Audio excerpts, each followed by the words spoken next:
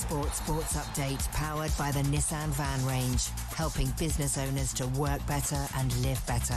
Search Nissan Vans or head to your local Nissan Van Centre. With your headlines at 1 minute past 10, I'm Nick Ellaby. Good morning. We'll start with the sad news. England cricket icon Robin Smith has died aged 62. The legendary batsman passed away overnight in Australia. His coast pal Kevin James is revealed. Smith played a long career for Hampshire as well here in the UK. He had recently spoken about his struggles with alcoholism. Ben Stokes and England must be concerned about their batting lineup. That from former player and head coach David Lloyd on all-rounder Will Jacks's inclusion for the second Ashes test. I thought they'd have brought another seamer in because that's the way that you'd expect a pink ball to behave, a day-night game.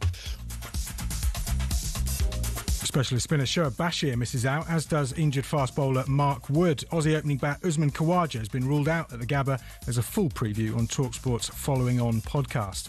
Now, Harry Redknapp is urging Spurs not to get trigger happy over this poor run of form under Thomas Frank. They've gone for, Mourinho, Conte, they've had everybody there, haven't they? And yeah. It's they can't keep firing people. They have to be patient and let them get on with the job and let's see where we go at the end of the season. Spurs fans booed their own players during the home defeat to Fulham. Tottenham are away at Newcastle, live on talkSPORT tonight. Meanwhile, Arne Slot has condemned abuse on social media amid Liverpool's difficult run. They won at West Ham on Sunday. What I notice, what I feel, is the support the fans give me in the stadium, because even at 0-0, the fans were singing for the team, but also for me. So that's the support I feel. And Crystal Palace's former majority shareholder John Textor says his relationship with Evangelos Marinakis allows them to adjust transfer fees. The way you negotiate values with somebody that is a regular trading partner is very different than you might negotiate those with somebody where you just do a single transaction. There have been 9 deals between Textor and Marinakis' various clubs over the last 3 years. Just to repeat that breaking news at the top, sad news, England cricket icon and Hampshire batter Robin Smith has died aged 62. There's more at talksport.com.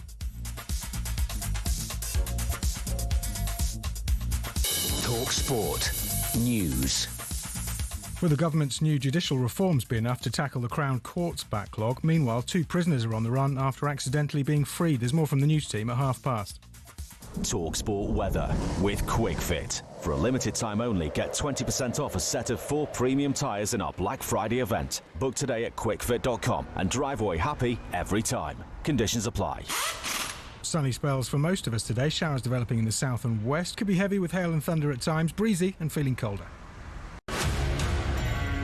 Hello and welcome to talkSPORT Goals and taking you through what should be another busy day of football.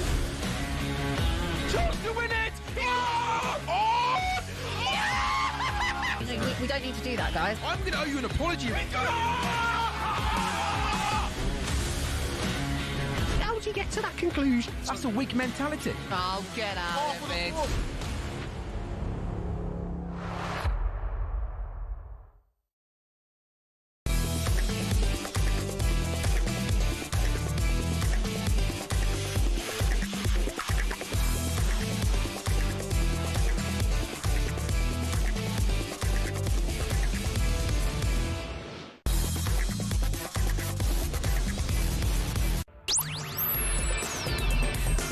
Good morning, everybody. You're listening to Jim White and Simon Jordan, and we're live on talkSPORT. So, as John Textor opens up on his transfer dealings in the multi-club setup, is there anything wrong with having football partners? Meanwhile, as Newcastle host Spurs tonight, which of these clubs is more of a Big Six pretender? Also today, should Chansiri be allowed near a football club ever again? Did Evertonians need a reality check?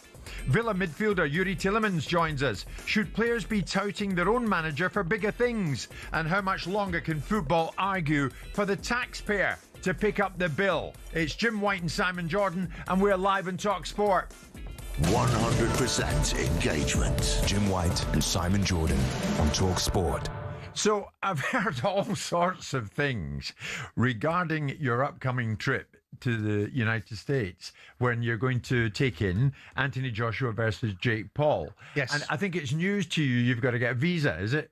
No, it's not news to me that I've got a visa. It's news to me that I've got to go off my backside and actually go and get it. Oh, you've got to go and get it. That's the news part to me that I'm not particularly enthused by. Yeah, because normally you have people that do that kind of thing for you. Yes. So have you actually got to go where? To the American consulate, I presume? Well, according to the people that are doing it for me, which means Joe.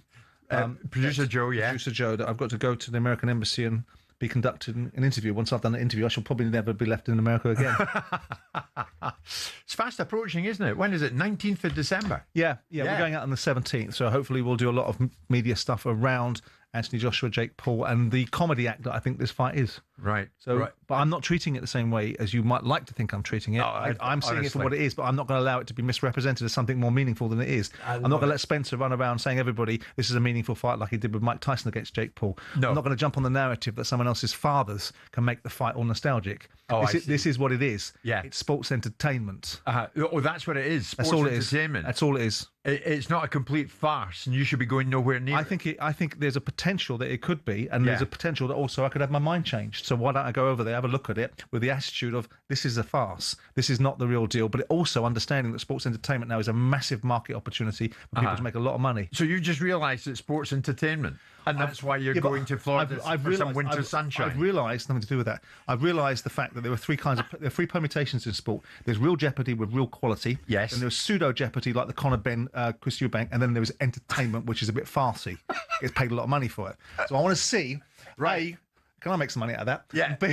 And B, what's this all about? I get the impression... It's a circus, isn't it? Sorry, producer Luke, we'll move on in a second. But I think if AJ against Jake Paul was, say, at Bethnal Green down the road from here... Easier. You'd be going nowhere near it. Of course I would. Absolutely, I have no desire. I have no desire to stick everybody else in economy, fly in business class myself, and ultimately fly across the Atlantic near Christmas and spend 4 days in a nice hotel. I have no desire for that whatsoever. I get it. No desire to put massages on the company bill. None of this do I have a desire for. Now we're getting near the truth. Okay, I'll be at this end then. Very good. No Holding doubt the end up. in the rain and the wind. But anyway, that is fast approaching, and Mr. Jordan, no doubt, will be sending back all sorts of interesting updates from sunny Florida, if he gets a visa, of course. And of course, the clock is ticking. I'm going to go on to the consulate later on today. Keep him waiting for as long Interpol, as you like. Have you seen this man? A lot to get through this morning.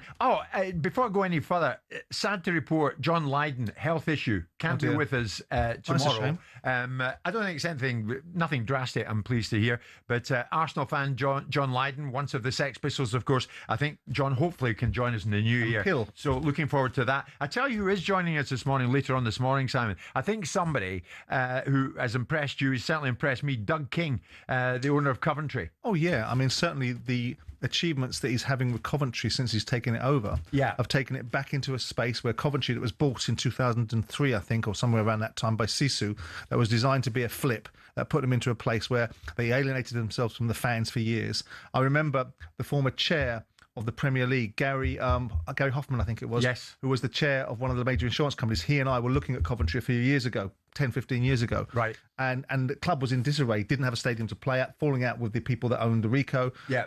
And now look at them. Right. Mark Robbins is a big part of that. Doug King has come in, put some sense behind what he's doing, and clearly, without spending inordinate amounts of money, clearly profiting from the Gyökeres transfer opportunities that were ultimately Coventry's as well. Oh, true. He's got Frank Lampard. He's got Frank Lampard in the door. Yeah. And look at Lampard go. Well, it's a year in now since Frank joined Doug King at Coventry. And then they're on, aren't they? Yeah, it's a good partnership and it's working well. And they are flying in the Championship, 10 points ahead at the top. So they've got their sights firmly set on the Premier League. Here's the thing. Is there anything wrong, Simon, with having football partners? Now, you pulled it off, and I've congratulated this man almost till I'm blue in the face, John Texter, on the issue of multi-club ownership. And somehow you did it, and you persuaded Texter to get in the Eurostar in Paris, come and join us, which he did live on this very show.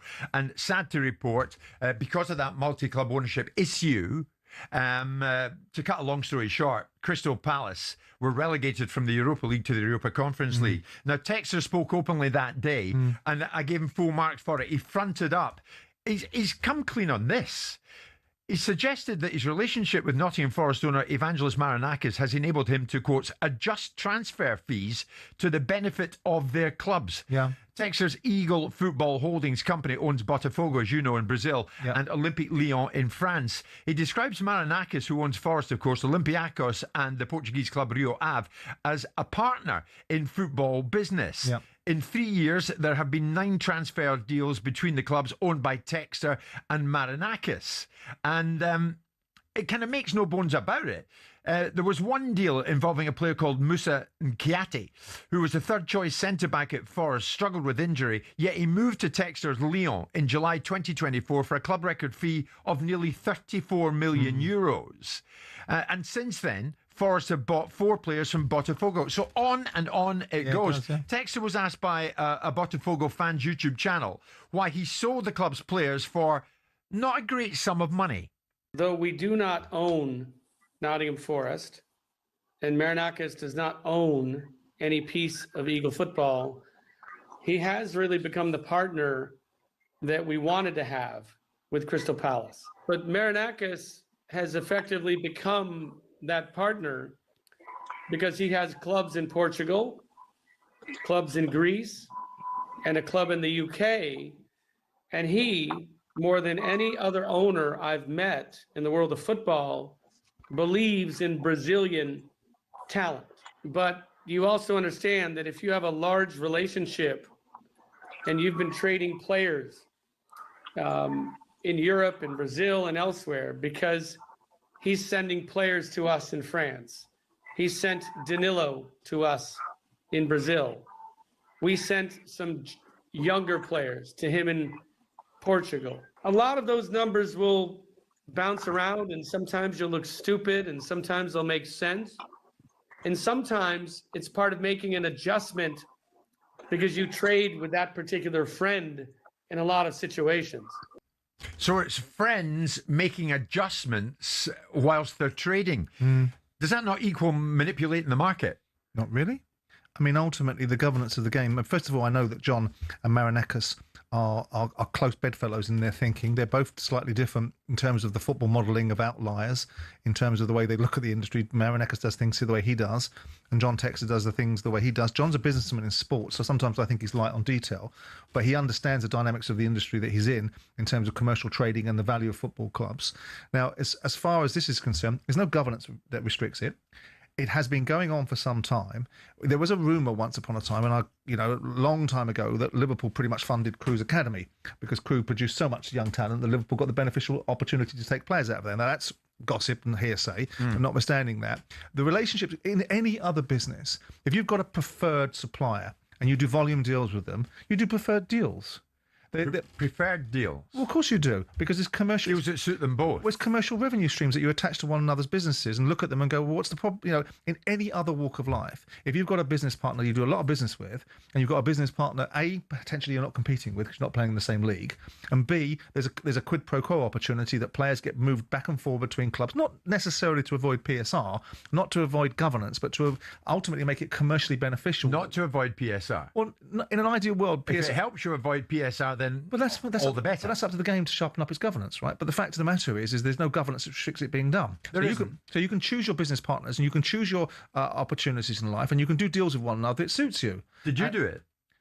Your mate Theo Pafitas was at Millwall. No, when you were at Palace. Did you do any the deals? polar opposite, actually. Theo made me work harder on deals as a result of the relationship between Palace and Millwall. And in fact, I did a lot of favours for him by buying his crappy players and propping up his club. But the fact of the matter is... Did you cozy up to anybody else to do deals? No, because I was competing... For just transfer fees? But I was competing with them.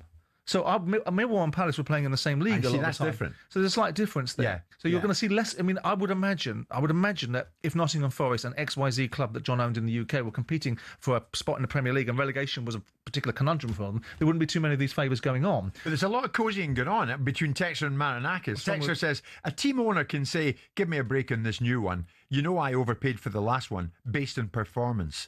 Every deal is a negotiation, and if you desire to continue trading with a particular owner, you sometimes agree to another owner's perception of value, sometimes forfeiting your own perception of value.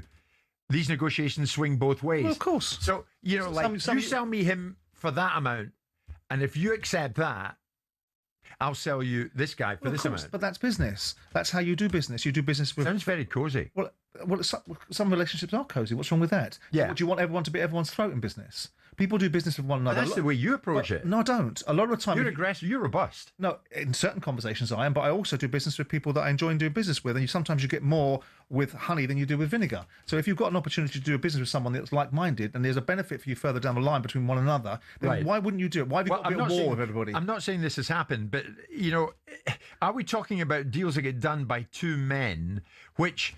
if it helps one of them regards PSR, then all the better. But that may well be the case. But it may well be the case that Chelsea have a relationship with Saudi money in terms of the funding of the private equity position on Chelsea's ownership of Blueco, and there's a lot of players going out to Saudi.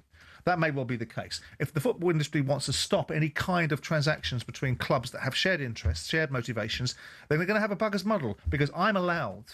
as a businessman that doesn't have any stake in another person's business, to do business with them on whatever terms they see fit or whatever terms I see fit. And if football doesn't like it, then good luck with that, because associated party transactions, which was the argument that Man City ran with the Premier League, was driven a bus through. Right. So how are you going to do something about this? So people are doing business with free will. No manipulation here, is there? You scratch my back, I'll scratch yours. Well, there's no manipulation. Or is there? But everybody scratches one another's back in business if there's an opportunity to do something beneficial for one another. When it's allowed. Well, it is allowed. But why wouldn't this be allowed? Yeah. But why wouldn't this be allowed? Should it be allowed? Why shouldn't it be? I mean, if I'm trying to get a player from Texter's club, and I know that at Olympiacos, Marinakis wants that player as well, because they've got this cosy relationship, it's going to be doubly hard for me to try and get in there and get the player and get him out of Marinakis' grasp. Except the player will have free will, and the player will have an agent, and the player will do what he wants to do within the confines of this conversation. All right. But the bottom line is that people do business with one another. People will look at it from the outside in, that have never done any business, that think that ultimately everything should be done in a certain way, will say this is manipulation, this is market controls. The fact of the matter is, if Marinakis has a player that Textor wants for XYZ club, and Textor wants to pay 5 million quid, and Man United come along and pay 50 million quid, do you think Marinakis can go, you're my pal, and we do a lot of deals together, I'm going to forsake 45 million quid? They'll do it when it suits them and not when they don't. The like-minded mentality that John and Marinakis have, as both guys that don't accept the conventional thinking or the orthodoxy, which is they're looking at sport as a business, as a platform to be able to create outcomes for themselves as well as winning football teams, they will do business the way they want. Yeah. And fair play to them. Fair enough. Partners in business, it's allowable. It's Jim White and Simon Jordan, partners on the radio. And we're coming to you live on talkSPORT, courtesy of Selco, where the trade goes.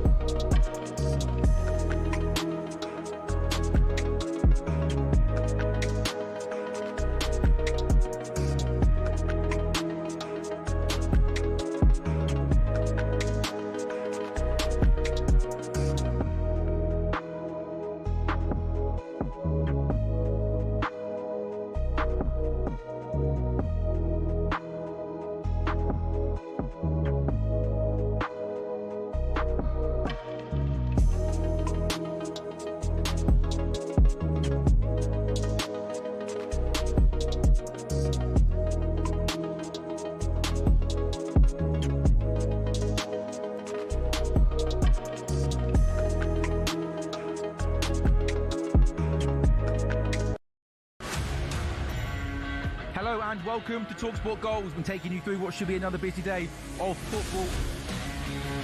Chance to win it!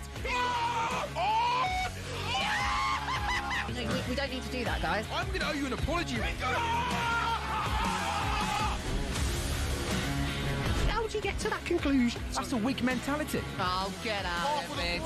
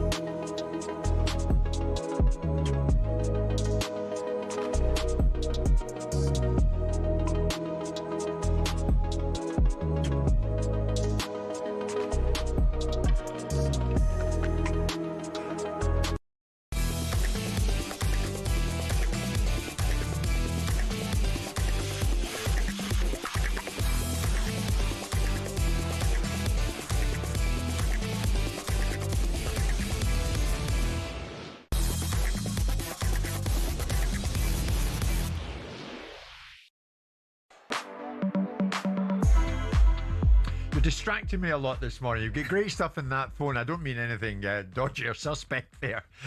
AI, it's incredible, isn't it? What can be done these days. You try and teach me. I'm a bit of a dullard when it comes to that, but quite phenomenal what you can do these days. 20 past 10 this Tuesday morning, Tuesday, December the 2nd. Jim White, Simon Jordan, we're live in talkSPORT. What a night, Simon. Premier League fixtures throughout the week, and it kicks off tonight. 7:30, Fulham, Manchester City, live on talkSPORT 2. Bournemouth, Everton at the same time, a Talk Radio exclusive. And then slightly later, 8:15, Newcastle against Tottenham. talkSPORT exclusive. So every match covered tonight. You do not miss a trick when you tune in to talkSPORT, talkSPORT 2, Talk Radio. Newcastle host Tottenham, as I say, in a talkSPORT exclusive. Simon, going into this, when you look at where both of them are at the moment and how they've been performing thus far, which of these clubs is more of a big six pretender? Do you mean pretender as in they are mock and faux teams that should be potentially not considered as top six, or legitimate challengers for it? The challengers, yeah. Both of them. Yeah. For different reasons.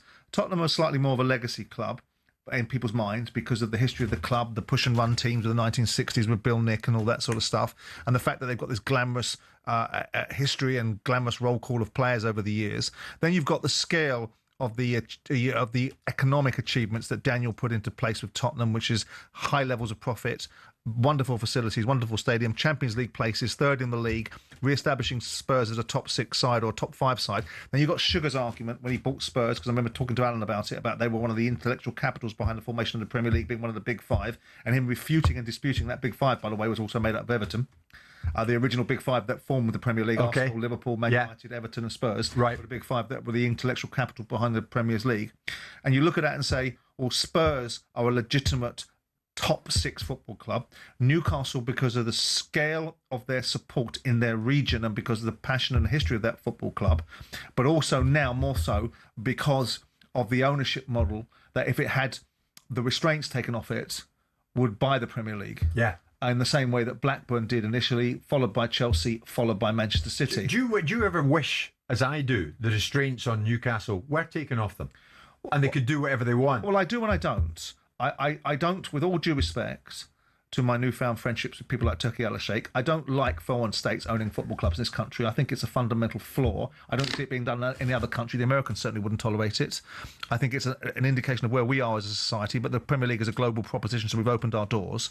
So I don't like that side of things because it's clearly an influence play in the same way that Qatari's ownership of PSG is, and do we want football for that? Yeah. But it is, so there it is. So to answer your question, putting aside that particular bias, and I think it's a fair bias, put yourself in a situation where other people were allowed to do it. Why should Newcastle, unfortunately through a product of timing, be disadvantaged? Jack Walker started the arms race in 1994-93 when he bought Blackburn and started the engines about buying the Premier League and proved that they could do it with the acquisition of Shearer and the SAS, right, and Sutton, whoever else.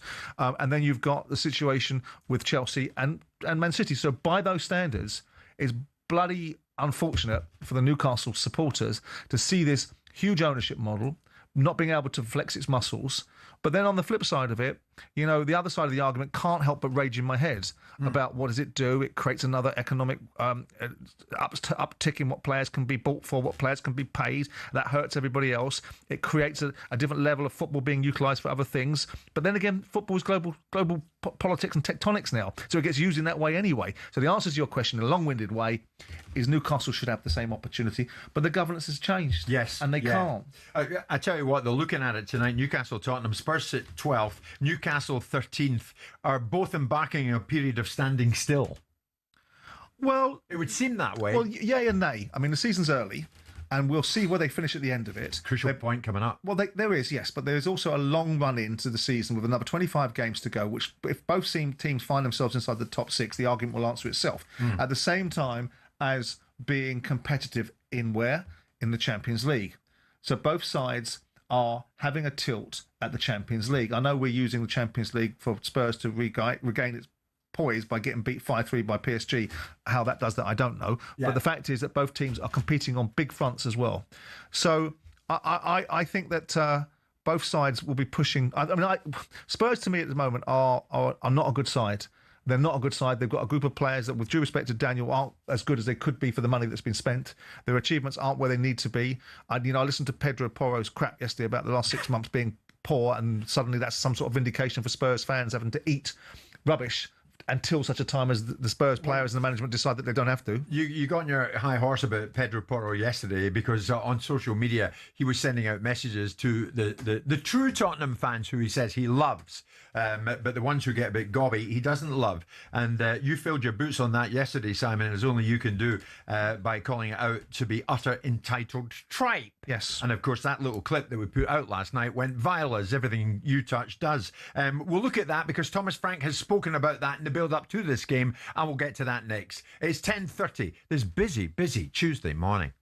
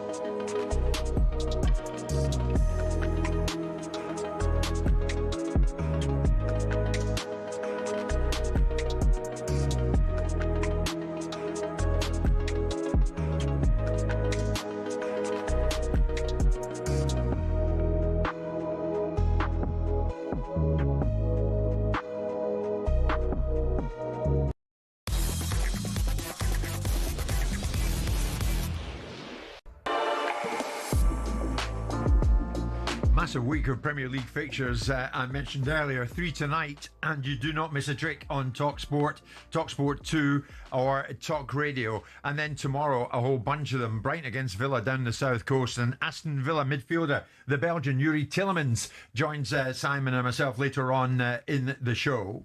But for the time being, at least, we're concentrating on Newcastle against Tottenham Hotspur. And yesterday, Simon, Thomas Frank, as we know, had taken issue with those fans who took it upon themselves to boo the goalkeeper Vicario after he made a bit of a Horlicks of it against Fulham at the weekend. He suggested that they weren't true Spurs fans, and he was once more asked in the build-up to this game up in the northeast tonight about those observations in the build-up to this game, but about those observations from Saturday. We are nothing without the fans. This club, no club is anything without the fans. Tottenham Hotspur, we are nothing without our fantastic fans. Nothing. So we need each other. We want them. There's nothing we want more than making them happy in every way. And my point was that during matches, that's where we need each other. After, fair with the booing, but during, that's where I want to create a fortress. If you want to create a fortress, it can only be together, fans, team. My job is to make sure that we do everything we can to perform, but can we do that together? That's where you create a very difficult place to play. He's kind of diluted it a bit, hasn't he? He's half throwing back in it. But he is right. Of course he's right in the broadest of spectrums. The idea that ultimately you can contain and control when fans exude their particular feelings. What do you want to do? Not celebrate a goal until the game's been won then? By that logic. The fans, I don't like booing. I don't think it's constructive. I don't think it's helpful, but it is a right. And the question that we were debating is whether they have the right to tell fans how they should and shouldn't behave and what their expectations of them are. And my argument was, specifically, not so much about Thomas, was about the players coming out and giving the fans a lecture about who they thought they should be listening to and how they felt that they weren't going to countenance this particular approach. And whilst in principle, you should be more of a supporter than you should be a denigrator, but let's have it right. If fans pay their money and they pay lots of money and they're asked to pay lots of money and they don't like what their fare is being put up in front of them, they should be able to criticise it. Does it help in a longer game? No. But a lot of things help. But Thomas's argument is, yes, during a game we want to create a fortress. Yeah. Well, we know that, Thomas, but you've got to help the fans with the performance on the field first. It can't be the fans' job. They're not the highly paid football managers or football players that can control the destiny. They're the poor guys that rock up every day of the week, give up their hard-earned cash and watch some of the crap that you put out. Well, I mean, you did your nut about what Pedro Porro had said on social media. Not to my nut. Yesterday. Well, in a manner of speaking, you did. I was to the point. You were to the point. Pedro said on social media, football is emotions. In football, as in life, there can always be mistakes. What I will not tolerate is hearing disrespect from the fan to my teammates. Hence my frustration at the end of the game. I can't see Pedro Porro saying hence, but anyway. And we will get up. We remind you 6 months ago, everything was so bad, and in the end, it's not how it begins, it's how it ends. To the true Spurs fan, I love you, said Pedro Porro.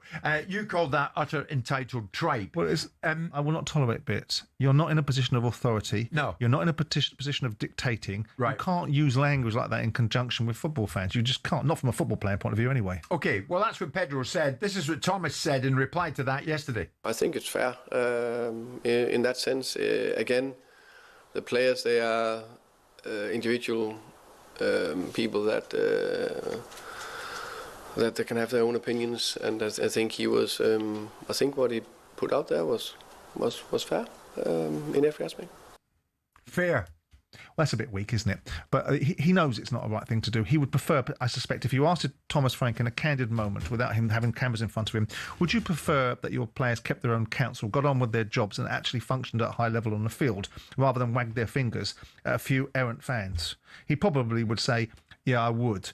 For the purpose of the conversation where he's got a dressing room that isn't functioning at a particularly high level, he doesn't want to turn around and say, if the team was in ascendancy, he was in control of his own destiny, has been well established at Tottenham Hotspur with his feet firmly under the table, he'd probably say, I think the language is probably unnecessary. Because the language isn't that unnecessary. I agree with a lot of the things that people say about, and I'm at the front foot about how fans should conduct themselves at times.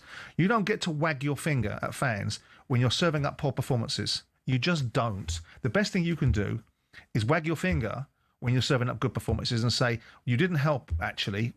I endured that. We endured your derision and your vitriol and your facetious boos at our players, and we're producing results, but don't think it didn't go unnoticed. That's when you do that. Not then when you're wagging your finger at fans who, I know it's not all about economics, but let's make it right. Footballers are afforded a wonderful life, a wonderful opportunity. It's been created on the back of fans. You know, it's been curated through broadcasters, created through the commercial revenues that businesses attach themselves, all with the end user being the fan at mind, because they're the guys that pay the bills. You've got to pack it in. You've got to accept criticism. You cannot live in a society, too much of it in life, too much of people that don't have any backbone. They can only take praise. They can only take observations that build them up. Destructive, unconstructive criticism is not helpful, and I think some of that is where the fans have fallen into. But is it a legitimate opinion? Is the goalkeeper a bomb waiting to go off? Yeah, he is. He's a very good goalkeeper in my view. But does that mean I don't like him? I think he's ugly? No, it's not a personal assault upon him. It's based upon his professional acumen, and the fans have the right to do this, and footballers should get a hold of themselves, because they're, by the grace of God, they'd be working in McDonald's. Nothing wrong with working at McDonald's or other fast food restaurants. I know what you're saying. I mean, Vicario made an absolute howler, and the fan in the ground who has paid good money to be there is thinking, is that what you practice in the training ground all week? I mean, come on, we deserve better than that. But that's the key. They're allowed to make mistakes, because people make mistakes. Pedro Porro's. But if you're allowed to make mistakes... Oh, by the way, the same mistakes that referees make that you have no temperance and tolerance for, by the way. But the fact of the matter is you make mistakes. It's allowed to be made. And ultimately, then if you think mistakes are being made, why don't you shut up and just take the criticism? In the same way that you shut up and get your Brinks-Mac delivery of wages every single week and you get the rewards and all the positive stuff. Here's one thing that I found very interesting from Thomas Frank, who I like, and I've met him on a number of occasions. He's a top fella. He's a good manager. And I really do hope that he does well in this particular position. Me too. At Tottenham. But... you know, over the past few years, I've lived down here, and it's a decade, 2 decades and a half.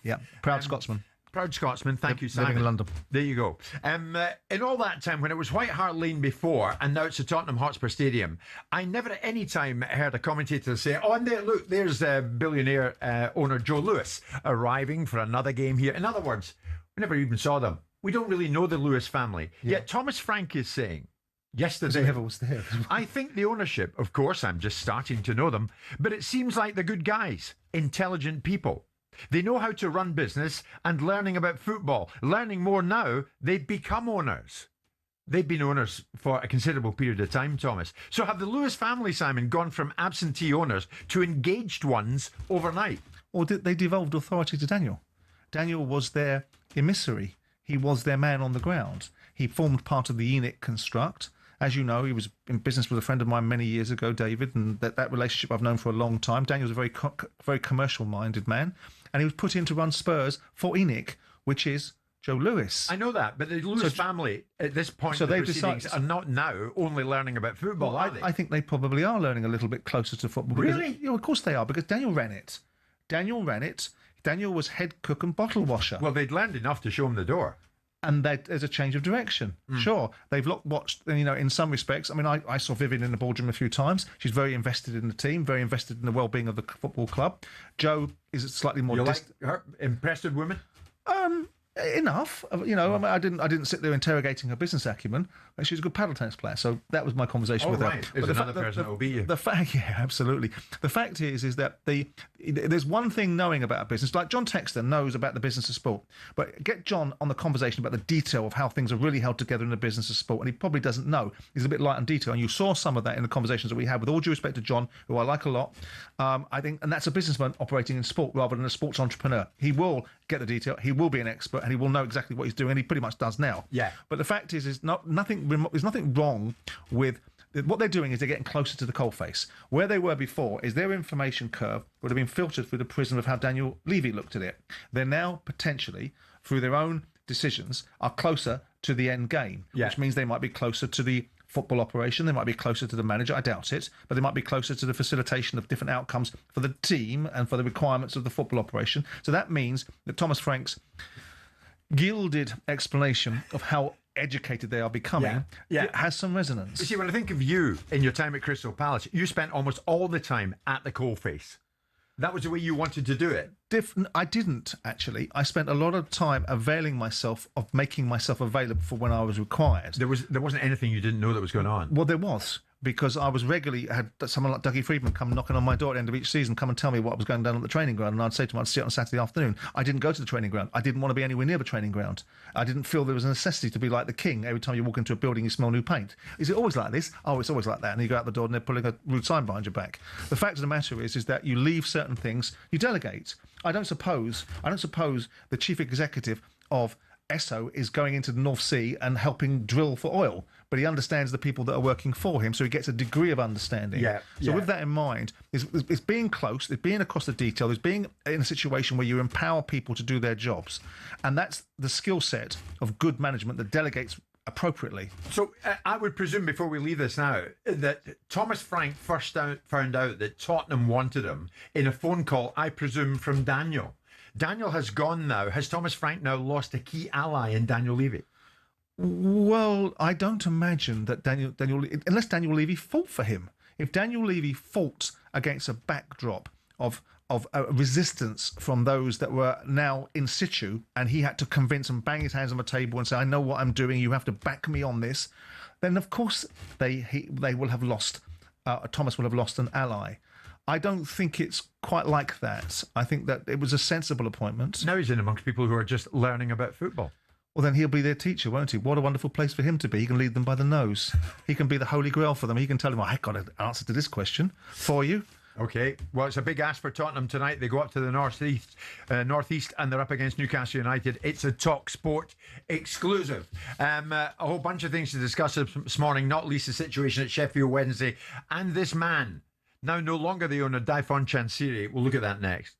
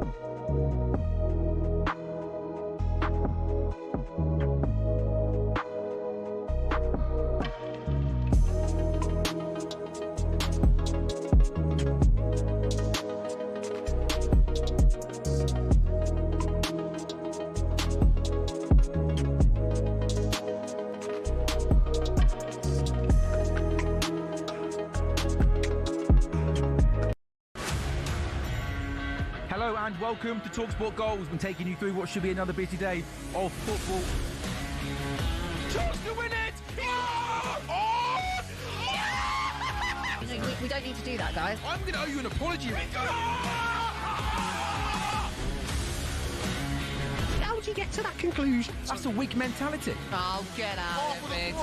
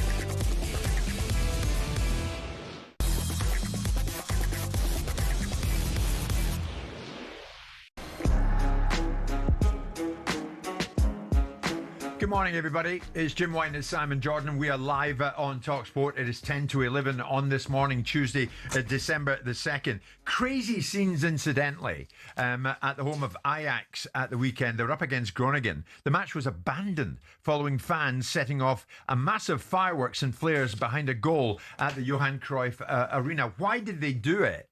We're going to, in actual fact, we'll stay with this. I want to talk to Daifon Chensiri, the Sheffield Wednesday owner, very shortly. But let's stay with this since I mentioned this now. The scenes at the weekend. So where was it? Amsterdam. Who was involved? Ajax against Groningen. And what actually happened? Well, play was halted by the referee, Simon, after 5 minutes. But attempts to restart the match failed, forcing the game to be officially called off. Now, this incredible display of fireworks from the Ajax fans. What were they up to? The Dutch media reported that the display was intended as a tribute to some man called Patrick Paddy Overeem. Who is he? He was a prominent figure within Ajax fans' ultra group who died in a boating accident in October. And this was some kind of tribute from the ultras inside the Amsterdam arena. Can you believe it? That's what happened, and the game was called to a halt right there and then. Dutch football expert, this fellow was with us in Germany at the Euros, and he's the top man in Dutch journalism. Marcel van der Kraan joins us live. Marcel, good morning. What on earth did you make of all this? Well, you say good morning, but it's been a terrible morning yesterday and this morning because nobody can get over what has actually happened in that Johan Cruyff Amsterdam Arena. We've never really seen anything with the impact of this. We've had fireworks before. Fireworks have been a very disturbing factor at many games in the Netherlands over the years. It hit a bit of a cult in the Netherlands, yes. The Feyenoord fans light up their stadium with a lot of fireworks for every European game. Last Thursday, Feyenoord had to play their game against Celtic with a quarter of the stadium with closed stands. Nobody was allowed to be in the back end. The whole top end of the Feyenoord stadium was empty because of fireworks in earlier matches, and the UEFA punished them heavily for that. Not for the first time, maybe for the 10th time, 20th time. But what we've seen at Ajax this weekend, that really baffled everyone. It baffled the players. Yeah. The players were scared. Baffled the referee. The referee says it's an absolute scandal. Never known anything like it. It's baffled the board of directors, everybody who loves Ajax, the other 50,000 people. Nobody can really get over what is the purpose of this. Right. I think I told you when we were over with you in Germany at the Euros, this show goes out live on YouTube. So people watching us this morning, Marcel, can see the evidence for themselves. This incredible scene as the pyrotechnics were set off inside Ajax's stadium. Ajax, in a statement, Marcel, say Ajax considers what happened in the stadium this evening to be utterly outrageous. Why did they not have any intelligence prior to the game about this? Well, that's a very good question here, because this is exactly what the criticism on the club is about at the moment. Ajax had intelligence that this was going to happen. Before the game, hooligans forced their way through an emergency exit, which was opened from the inside by the ultras.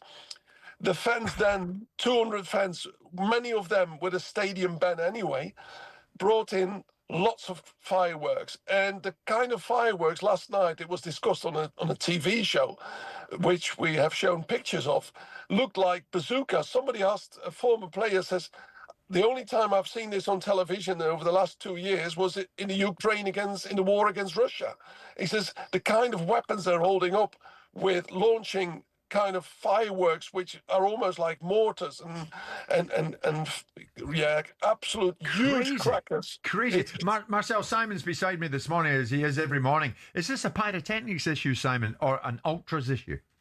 I think it's an ultras issue, probably. I mean, as you quite rightly point out, I mean, the scene in the background looks like a scene from Platoon. Yeah. You know, when people are running out of the jungle and napalm's being dropped everywhere. This culture, I can't relate to it. I don't understand it. And I was watching on the weekend the significant emergence of Tifo and how that's dominating stadiums and what they're doing with football stadium in Tifo terms. But now I'm looking at the pyrotechnics, looking at the debate that's going on inside of football. The irony of it is, you want people to not bring pyrotechnics to a game. You've always got an errant element of your fan base that will do as they please, right? And they've got to be stopped. They've got to be banned, and and the people that facilitate them getting inside the stadium have got to be banned too. But football clubs put on pyrotechnic shows. Football clubs do pyro. I know it's coordinated. I know it's supervised. But you can't ask somebody not to do something if you're going to do it yourself. That's very true, isn't it, Marcel? Football clubs have pyrotechnic shows of their own, which of course are extremely well choreographed and disciplined. So on the one hand, we're saying to fans, you can't do it, but sometimes the clubs do it themselves. I think for the last 30 years, it's been the most awful kind of tifo action in any football stadium. I completely agree with Simon. As much as I hate anybody on a drum in the stadium, it sounds a complete idiotic comparison, but it's not the real thing for fans, is it? I mean, I don't mind flags, I don't mind big banners. I really enjoy some of the banners the Feyenoord fans make for European games when almost 100 yards long, 50 yards high, banners are shown with beautiful stuff on it. But these fireworks, people cannot breathe for 10 minutes properly because of all the smoke that's coming in. We were lucky in the weekend that the Amsterdam Arena was with the roof open. Don't forget that stadium normally has, in the winter, the roof shut. Well, you can imagine what would have happened because it takes a long time to open that roof. Crazy. It's crazy. And as you say, Marcel, did you say earlier that many of the fans were let in by others from the inside? Well, there is a debate at the moment in the Netherlands that a number of the top clubs, Feyenoord, Ajax, PSV, FC Twente, where the police invaded their supporters' home underneath the stands not long ago because of a lot of criminal activities, that the clubs are being held at ransom by their own hardcore fans. And the game's going to be played tonight behind closed doors. Will it be? Is it going to go off without incident? We are actually sending reporters outside the stadium because what we saw on Thursday at Feyenoord Celtic is that as soon as the game had started and Feyenoord scored a goal, all the rockets were coming from outside the stadium onto the pitch and the fireworks. And we expect a lot of fans to turn up outside the stadium, and police will be there. It's a poor scene. It's the worst.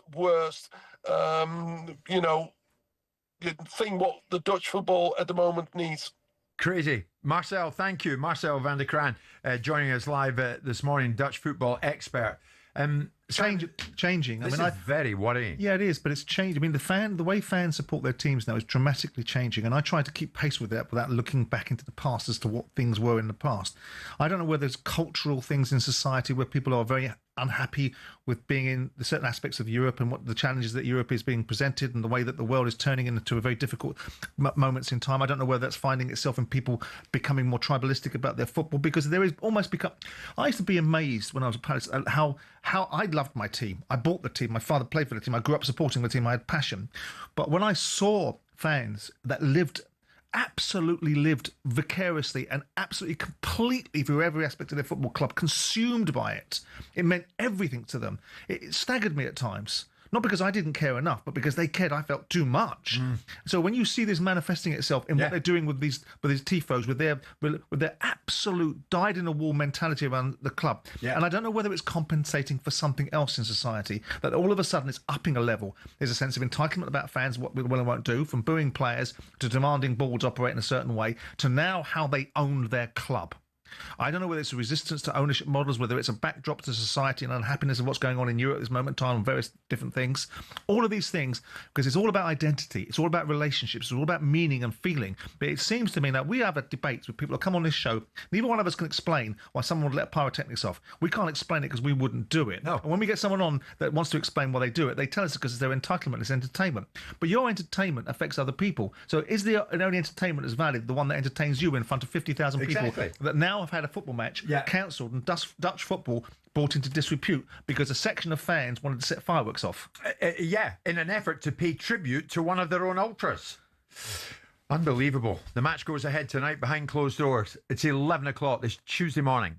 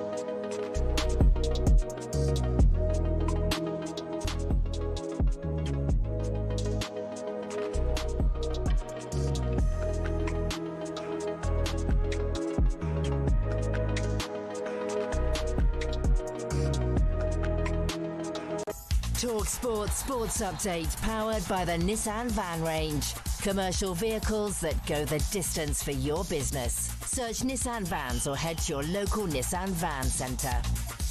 With your headlines at just coming up to 3 minutes past 11, I'm Nick Ellaby. Good morning. Start with the sad news that former England cricketer Robin Smith has died at the age of 62. The South African-born top-order batter averaged 44 in Test cricket. He also spent 21 years at Hampshire, where former chairman Rod Bransgrove described Smith as the most influential player in the county's history. Now, onto the Ashes. Spin bowling all-rounder Will Jacks replaces injured fast bowler Mark Wood in England's 11 for the second Test. Here's David Lloyd. My reading into that is they're not too happy about the batting, so they've lengthened it, and Stokes must be fit, Archer must be fit, Karsh must be fit, throwing everything into this game. There's more from Bumble on talkSPORT Cricket YouTube channel. Meanwhile, Aussie opening bat Usman Khawaja has been ruled out at the Gabba.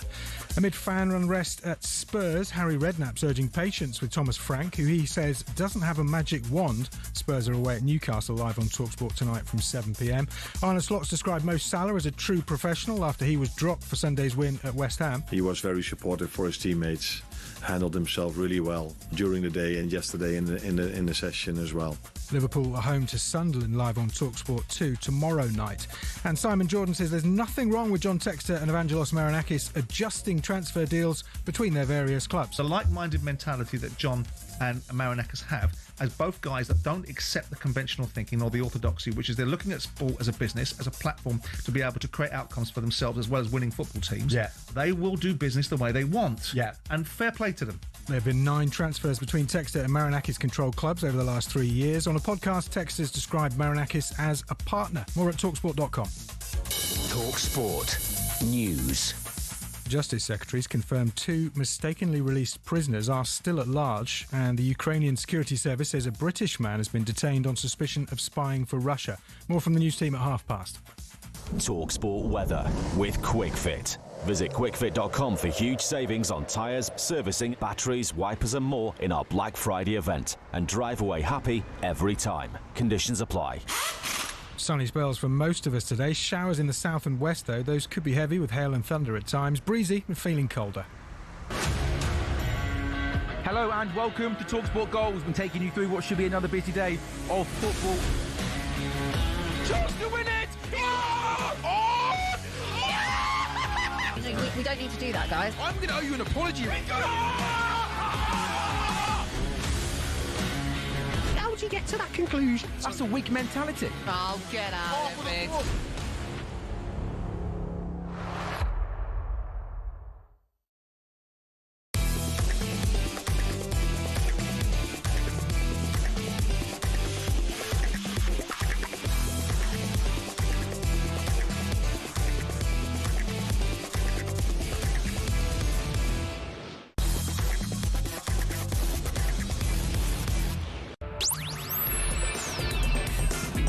Good morning, everybody. It's Jim White and Simon Jordan. We're live on talkSPORT, coming to you live, of course, on YouTube, live on your TV, wherever you want to watch us. We are there for you. Samsung, Android, Google TV, even Prime Video. If you want to tune in, you can watch the show as well as listen to it. And so many of you come up to me in the street and tell me you do just that, which is fine by us. Later on, you're going to hear from the very impressive Aston Villa Belgian midfielder Yuri Tillemans. He joins us. We're going to hear from Coventry City owner Doug King, who I think Simon and I are in agreement about that. He's doing great things at the football club, has done ever since he set foot in the place. And of course, Frank Lampard is going well for him as his head coach. And later on as well, we will talk about how much longer football can argue for the taxpayer to pick up the bill. We're going to get into that with a former policeman who I know in this building as an extremely impressive speaker. And I think you're going to be thoroughly entertained. We might even learn a few things along the way from him. Sheffield Wednesday fans, you have our sympathy, because at the moment life is tough for you. Not so much on the pitch, well, on the pitch, yeah, but off the pitch, just as bad. Daifon Chansiri is your Thai owner, of course. And yesterday, Sheffield Wednesday were deducted a further 6 points by the EFL due to historic late payments of wages to staff. That followed a 12-point deduction for entering administration, with Sheffield Wednesday now sitting on minus 10 points, with relegation to League One pretty much an inevitability, isn't it? Let's face it. Also yesterday, news came through that Chansiri is now prohibited from being an owner of or director of any EFL club for a period of 3 years. It begs the question, should it not be for the rest of his life that he can't own a football club? Anyway, they're in a mess, and I'm afraid to say, even although he may have had the best of intentions, he's a lot to do with that mess. And yet it wasn't that way when they won promotion to the championship from League One. And I spoke to him way back then in 2023. They'd just gone up, and this was Chansiri in a different mood that day. We already planned at the end of season whatever league we are. We already planned both leagues anyway. So what are the plans for the championship? Yeah, we try to go for it. Yeah. You're going to continue to go for it? Yeah. So you are totally committed to Sheffield Wednesday as the owner, and you're going to invest? I do my best. Like I mentioned all the time since I'm here, I will do my best, yeah. I will do my best, and yes, we'll go for it. And that day, it's still in my mind, the scene of the Sheffield Wednesday fans celebrating. It was magnificent, Simon, at Wembley. It was a remarkable achievement following their win against Peterborough, wasn't it, in the semi-finals? Yeah. But this was then followed by Darren Moore, who was the architect of that, being shuffled out the door. So, with respect to the owner, he had his own view on how things should be run. It's not surprising that he, if you get disqualified as a director in any business, you get a period of time that you aren't able to become a director again. Sometimes it's ad infinitum. In this instance, probably the EFL falling in line with reasonable governance outside the sport. You have to look at what he's done and how he's done it and why he's done it. There's a lot of questions about how much money he had, where his money's come from. And I think when you start digging into behind the scenes with Sheffield Wednesday, which I have done, you start to get very curious about this man and what he's all about and where his money may have come from. And so with all that in mind, it's a situation. Did he engineer this? Did he want to be in a situation where 150, 200 million pounds of his money's turned into 15? I don't suppose he did. As a person that sat in the middle of a banking crisis in 2010, lost a football club, gave it away to Parish and his guys for nothing, took my pill, but notwithstanding that, people could still say the same thing about me. I ran out of money in a banking crisis, but I was responsible. So you have to take a consequence for it. Should he be banned in perpetuity? Look, the challenge of owning football clubs is if you have no particular affinity to that football club, it becomes a business proposition. And once a business proposition becomes something that's run out of legs, or actually is nothing but a millstone around your neck, don't expect people to have the same feeling that you have about the football club because you support it. I don't suppose he strolls around the back streets of Kuala Lumpur worrying about what happens at Sheffield Wednesday that much because he's got no index to it besides his money. So you've got to be understanding of the idea, not him, and not the consequences of it, but in a globalised sport, we've opened the doors. You get owners that come in that regard it as a proposition. He's lost 150 million quid, and all the Sheffield Wednesday fan base will say, good, so he should. Right? And he's going to have to get past it. Yeah. Should he be ever banned from owning a football club again? Well, look, should I be banned from owning a football club again? But it was No. Hold on. Let's judge people by the same set of standards. I ran out of money in 2010, did my very level best to hold it up and put myself in a very difficult position. Couldn't get anyone to buy my shares, couldn't get anyone to buy the club because the world was in a terrible state as a result of a credit crunch. But notwithstanding it, Palace still had a challenge. The fact that challenge was taken away by me because I decided to take nothing and give it to others like Parish for nothing is credit to me, but not credit to the circumstances. And in this situation, the guy has, you can't argue whether you like him, loathe him, or think what he's done to his football club is reprehensible. He has blown 150 million quid. Who wants to do that? I get that. Football fans think that's that's your due. That's what you should do. Difficult one. You were unable to fund it going forward at Palace. And I think is he unable to fund it, or is he choosing not to fund it? This is the question that I find curious about this man, because one of the things, without getting too detailed, that I can't understand is where the money's come from. Besides being some so-called beneficiary of a tuna empire, I worry, without wanting to be overly dramatic, about the sources of certain money, why he hasn't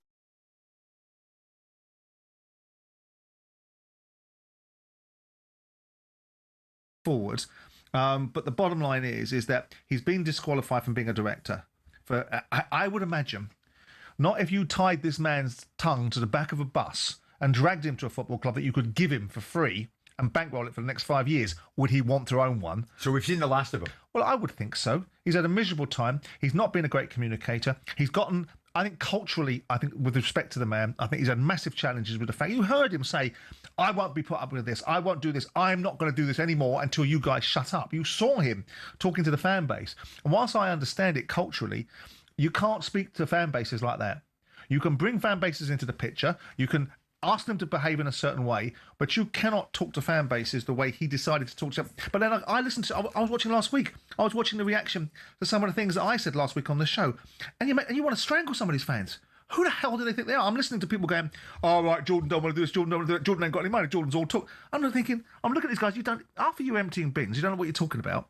And so here we are in a situation where people have Hang on. No, that's a bit strong. That's strong. That's too strong. But people of a certain experience sitting there giving lectures to people that have done things both good and bad.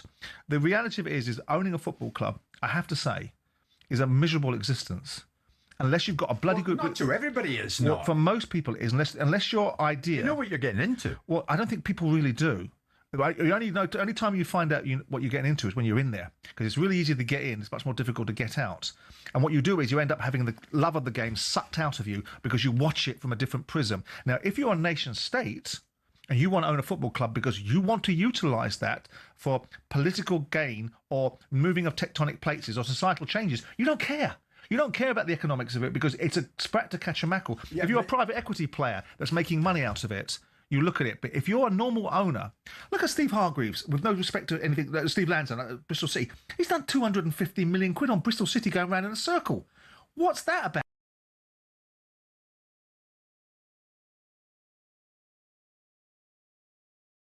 Guys get into it, Simon, and this is coming from me, who will never own a football club. I get it. I know that. You have, I haven't. But is it not naive to think that you wouldn't know absolutely every pitfall that lies ahead? Now, I know the timing for you was difficult with the banking crisis. I get that. But Chansiri knew what he was getting into. No, you don't. It's amazing. It's amazing the level of acumen that brings from one industry to another without being disrespectful. I remember talking to Mike Ashley 20 years ago about discounting players and bringing forward payments that when you sell a player to another football club, if they want to pay you on the drip, you can discount it and bring it forward. And he didn't know that because he wasn't in this industry. So what you don't know is that you get to learn. You get to learn really fast, and you get to learn because people are waiting in the wings, because it's one of those industries that people go, here he comes now, the latest mug, right? So we know that we can get in with these people, we can give our influence and our ideas, and it's very important. And that's what I would say to anybody buying a football club, insofar as anyone would listen to me. Make sure that you're surrounded by people that have the right motivations. The amount of people that get their pants taken down because they don't know the industry, because you think as a businessman in one industry you can translate. Yes, of course, human skills and management skills are the same. But this industry is built upon liberty. It's built upon people that are entitled. It's built upon public domain rarefied thinking. And what it does, it means it's never, ever anybody else's problem. It's always yours. It's never, never land, because no one's ever going to have to be accountable for what they do. You as the owner are always going to have to be accountable. So when a manager, always got another game, shouldn't be judged by this. When a player gets bought, oh, he's not doing particularly well and we should consider this, that and the other. But at the end of the day, a bill comes in and some bugger's got to pay it. And that's the challenge of football. But if you go into it, but the wonderful thing about the Premier League is that it's created such a wonderful advert for British business, albeit most of them are owned by foreigners now, but one of the best exports this country has got is the Premier League. Does it mean much kicking him out, Chansiri, for a period of 3 years? I mean, should it not be you're not coming back to football in any shape or form? Or does he deserve some kind of right to redemption? I think two very clever operators, in Rick Parry and Trevor Birch, are very clever, sophisticated thinkers. If they felt that the best course of action was to ban somebody for life because that would be the consequences of errant behaviour, they would do it. So there's no reason for them not to do it. I would suspect that perhaps there's a legal framework that challenges the fact you get banned in perpetuity. People are allowed to lose businesses. Everybody that you think is a raving success or a roaring success, success is like an iceberg. You only see the top part. All the bit underneath is where all the crap is. All these wonderful businessmen, Trump, Elon Musk, Jeff Bezos, every one of them, Radcliffe, have had failures. You just don't see them. So when a club's up for sale, say, the bigger ones in 10 years from now, and up pops Stefan Chansiri, do you think it's fair and proper that he should be allowed to bid for the club, and if he gets it, fair enough? Well, football should be sophisticated enough. What happens to football clubs? Football clubs don't go bust, owners do. So what should happen with football is, if it wants to avoid, wants to stop, say if Stefan Chansiri goes off and makes a 5 billion quid from selling tuna again, right? And back he comes to the table, you want to stop that money coming in, or do you want to protect it from happening the same way round? But would he be a suitable owner to come back in? Well, if he's run out of dough, does it make him knowing what you know? Well, again, do we live in a redemptive society? Do we live in a situation where people make mistakes? Was his mistakes Machiavellian? Did he set out to destroy Sheffield Wednesday? Or did he run out of money? Or did he run out of motivation? Or did he run out of both? The bottom line is, we can talk about Rangers. We can turn around and say that Dave King came on here and talk about lack of investor or investor fatigue. Is that bad ownership? Yeah. We can all debate it, but the fact is that football, if it wants to protect itself, should say to football club owners, put a bond up so the football club can never go bust. End of. You're right. You're right. Jim White and Simon Jordan live in talkSPORT. Selco, where the trade goes.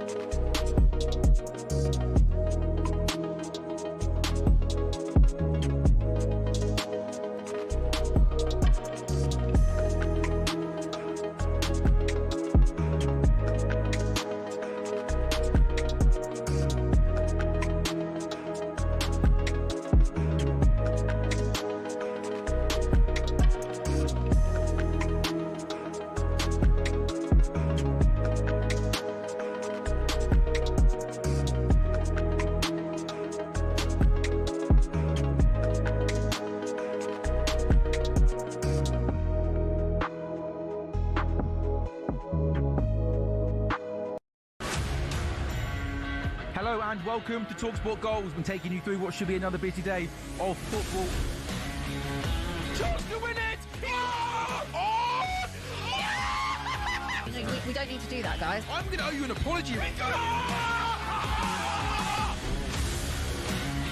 How would you get to that conclusion? That's a weak mentality. Oh, get out of it.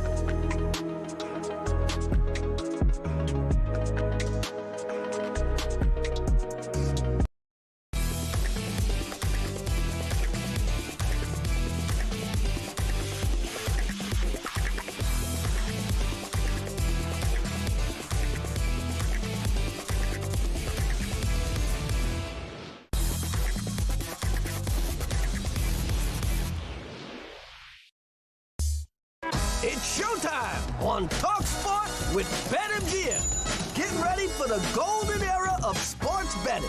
Visit betmgm.co.uk or download the app. 18+gambleaware.org. And Matt Gibson from BetMGM joined Simon and myself. We're going to look at some of the odds around some of the big sporting events at this time. And in the world of cricket, there is none bigger than the Ashes. And the Ashes underway again this week. What are you thinking, Matt? Good morning. Yeah, good morning, gents. We're not far away from the second test. I believe it's a day-night affair with a pink ball in Brisbane at the Gabba. Now, England's record at the Gabba is not great. They've not won there, I think, since 1986. They're not great in pink ball tests either. I think they've played 7 pink ball matches. They've lost 5. So the Aussies are big favourites here, especially after what happened at Perth. They'll be looking to keep the foot on our neck. I'm sure they're 11 to 20 favourites. The draw, why would you back it after a 2-day test in Perth? I don't know, but I will give the price at 12 to 1. England big outsiders at 2 to 1. There is a little bit of change for England's side here. Will Jacks is coming in for Mark Wood. I think Mark Wood's pulled up with an injury, and it's not like for like this. Will Jacks bowls a few offies, and he can really bat. He opens for Surrey in the 2020s. So England looking to bolster the batting, which I think is probably a good play after what happened last time. So you're virtually telling me, Matt, you need to be pretty crazy to put money on England. Is that man Simon Jordan? I believe in them. I believe in the spirit of the team. I believe in the coaching methodology. I think they got it marginally wrong in the first game. Fine, sure. This might not be the game to get a result out, and going 2-0 down in the series puts you in a very difficult position. But by the same way that David Lloyd talked about the game plan in the first match, and people are talking about it, I'm not interested in Justin Langer's opinion about how quickly the game went ahead and how the fans have been done out of a game. His team were part of that game as well. They changed the batting order. They brought Travis Head into the beginning of the opening partnership in the second innings. They got away with it. Whereas David Lloyd was saying the game was there to be won by England. He wasn't wrong that 204 would have won the game. Now, England have great bounce back ability. Right. So I just fancy them. I just don't think the Australians are what they're all cracked up to be. I dislike them intensely because of their attitude. So I want us to go over there, and send a message to every Australian ultimately that we are not whinging Poms and that we can win in these games, and I think that we can. Excellent. Not a chance. So, Matt, looking at tonight, Newcastle against Tottenham, it's a talkSPORT exclusive. What's your thinking on that one? Yeah, I think it's an interesting one, isn't it? I think the narrative around both sides is very different. Spurs coming into this with a bit of noise around how poor they've been at home. The result against Fulham definitely doesn't help. But as far as I can see, the records are pretty much identical. Both on 18 points. Both won 5 games. They're very similar, these teams. Newcastle, obviously, big favourites at home. St James's under the lights is a different proposition to most. The draws at 3s, and Spurs big outsiders at 19 to 5. But I think it's very interesting, fellas, that Eddie Howe's not under tremendous pressure as Thomas Frank seems to be, particularly in the last few days. I can't quite wrap my head around why one team seems to be like, oh, we're on the up, and the other team is sort of really struggling. The Spurs fans, I know you boys don't mind booing of players. The Spurs fans were very vocal with Vicario at the weekend when I was watching after the error they got stuck into him. Listen, I think Newcastle will do the job here, but I find it very alarming that there's completely different narratives around these two teams who are, for my money, exactly the same in the table. I agree with you, Matt, but there is, and it's a fact, a lot of love in Newcastle for Eddie, isn't it? It would need to go drastically pear-shaped. And rightly so. But I was listening to noise beginning to rumble about the fact that maybe this project had reached its zenith with Eddie Howe, and that the inability to win away from home. Here's the law of irony in sport. Guaranteed Newcastle won't win tonight because they've just won an away game in the league for the first time in the season. Everyone's been raving about their home form. Here's how sport throws out these ironies that Spurs go up there and get some form of result against a backdrop of everyone expecting Newcastle to win. Do you think they will? Well, not based upon not based upon what I've seen recently, but given the fact that they've had a lot to say for themselves, these players coming off the field, and given the fact that Thomas Frank is trying to manage them into outcomes, I wouldn't be surprised if they go up and they get a result of some shape, not a win, but a point. We'll see. The other two, Fulham, Manchester City, that's a talkSPORT 2 exclusive, and Bournemouth, Everton, talkSPORT app exclusive. What's your thinking there, Matt? Yeah, I think Bournemouth and Everton are both coming off the back of disappointing weekends, aren't they? Bournemouth obviously let it slip against Sunderland, and Everton were very well beaten for my viewing against Newcastle. I actually think Everton will go there and win. I would think that Moisey really got into him on Saturday night after that disappointing result against Newcastle, and Bournemouth haven't won any of their last 4 fixtures. So I think Everton at 5-2 isn't bad value at all. City go to Fulham. Erling Haaland, he's on a goal drought, isn't he? He's had 2 games without scoring a goal, which is pretty unacceptable by his standards. He's quite good here though. I think he scored 6. He scored 6 at Fulham, and I don't think Fulham have taken a point off Man City since the 2011-12 season. So I do think, and I am hoping to keep Fulham sort of the bottom end of the table. I'm hoping City go away and do the business. I think the away teams in those 2 fixtures, fellas, are pretty good value, and I do think Newcastle do the business at home. So Everton, Newcastle and City to win 19-2. I'll certainly be having a fiver on that. Okay, Matt, let's get the voice of the expert. Simon, Fulham, Manchester City. Well, I hope Fulham get a good result because they're playing Palace on the weekend, so I want them to be in a slightly different position than having just been tonked by Man City and having to bounce back from it. But I suspect City will go and do a job on Fulham because Bournemouth, Everton. You go with Matt there? No, Everton, I don't. I think I'm a massive admirer of this manager. And I think Bournemouth are an interesting side because of the manner in which they play. They got out Bournemouth by Sunderland in terms of the physicality that Sunderland brought to bear. I don't think Everton will go up there and beat Bournemouth. I do. You like it, Iraola, though, yeah? Can't not do, can you? Yeah. Top manager, I think. Top manager. Remember, you can visit betmgm.co.uk or download the app. 18 plus, begambleaware.org. It's showtime on talkSPORT with BetMGM. Keep things golden with responsible play at betmgm.co.uk. 18 plus, gambleaware.org.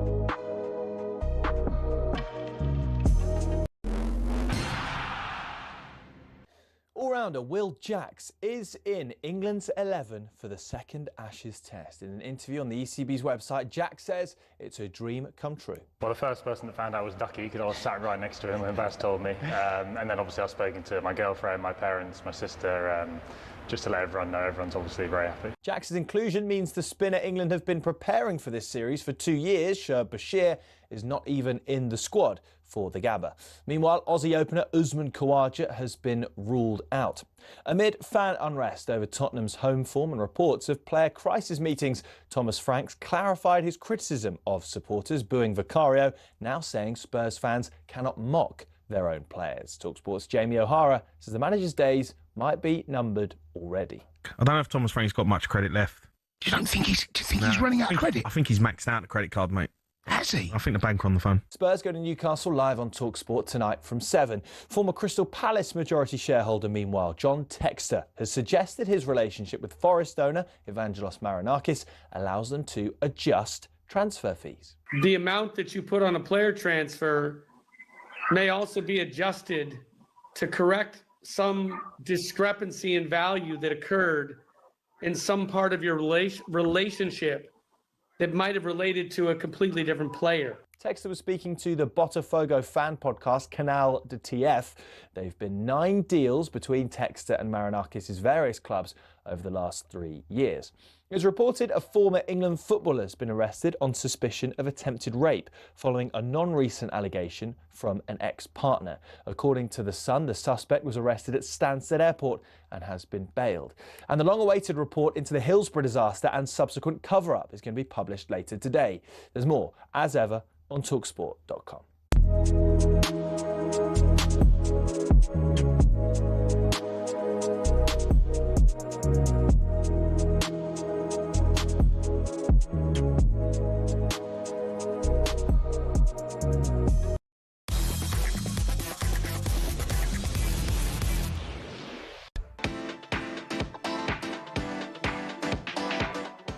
Good morning, everybody. It's Jim White and Simon Jordan. We are live on talkSPORT. You cannot accuse us on this show of only kicking people when they're down. Sometimes Sheffield Wednesday fans come on to and say, look, life is terrible for us at the moment.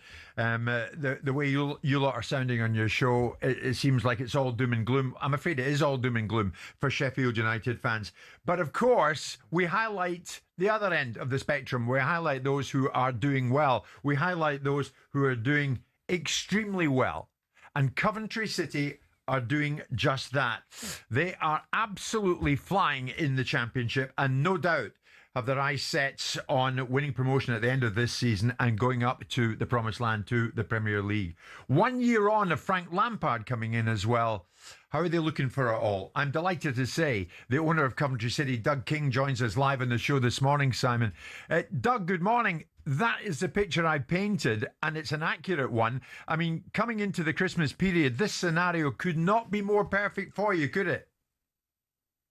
It's been obviously a great start for us. A long year.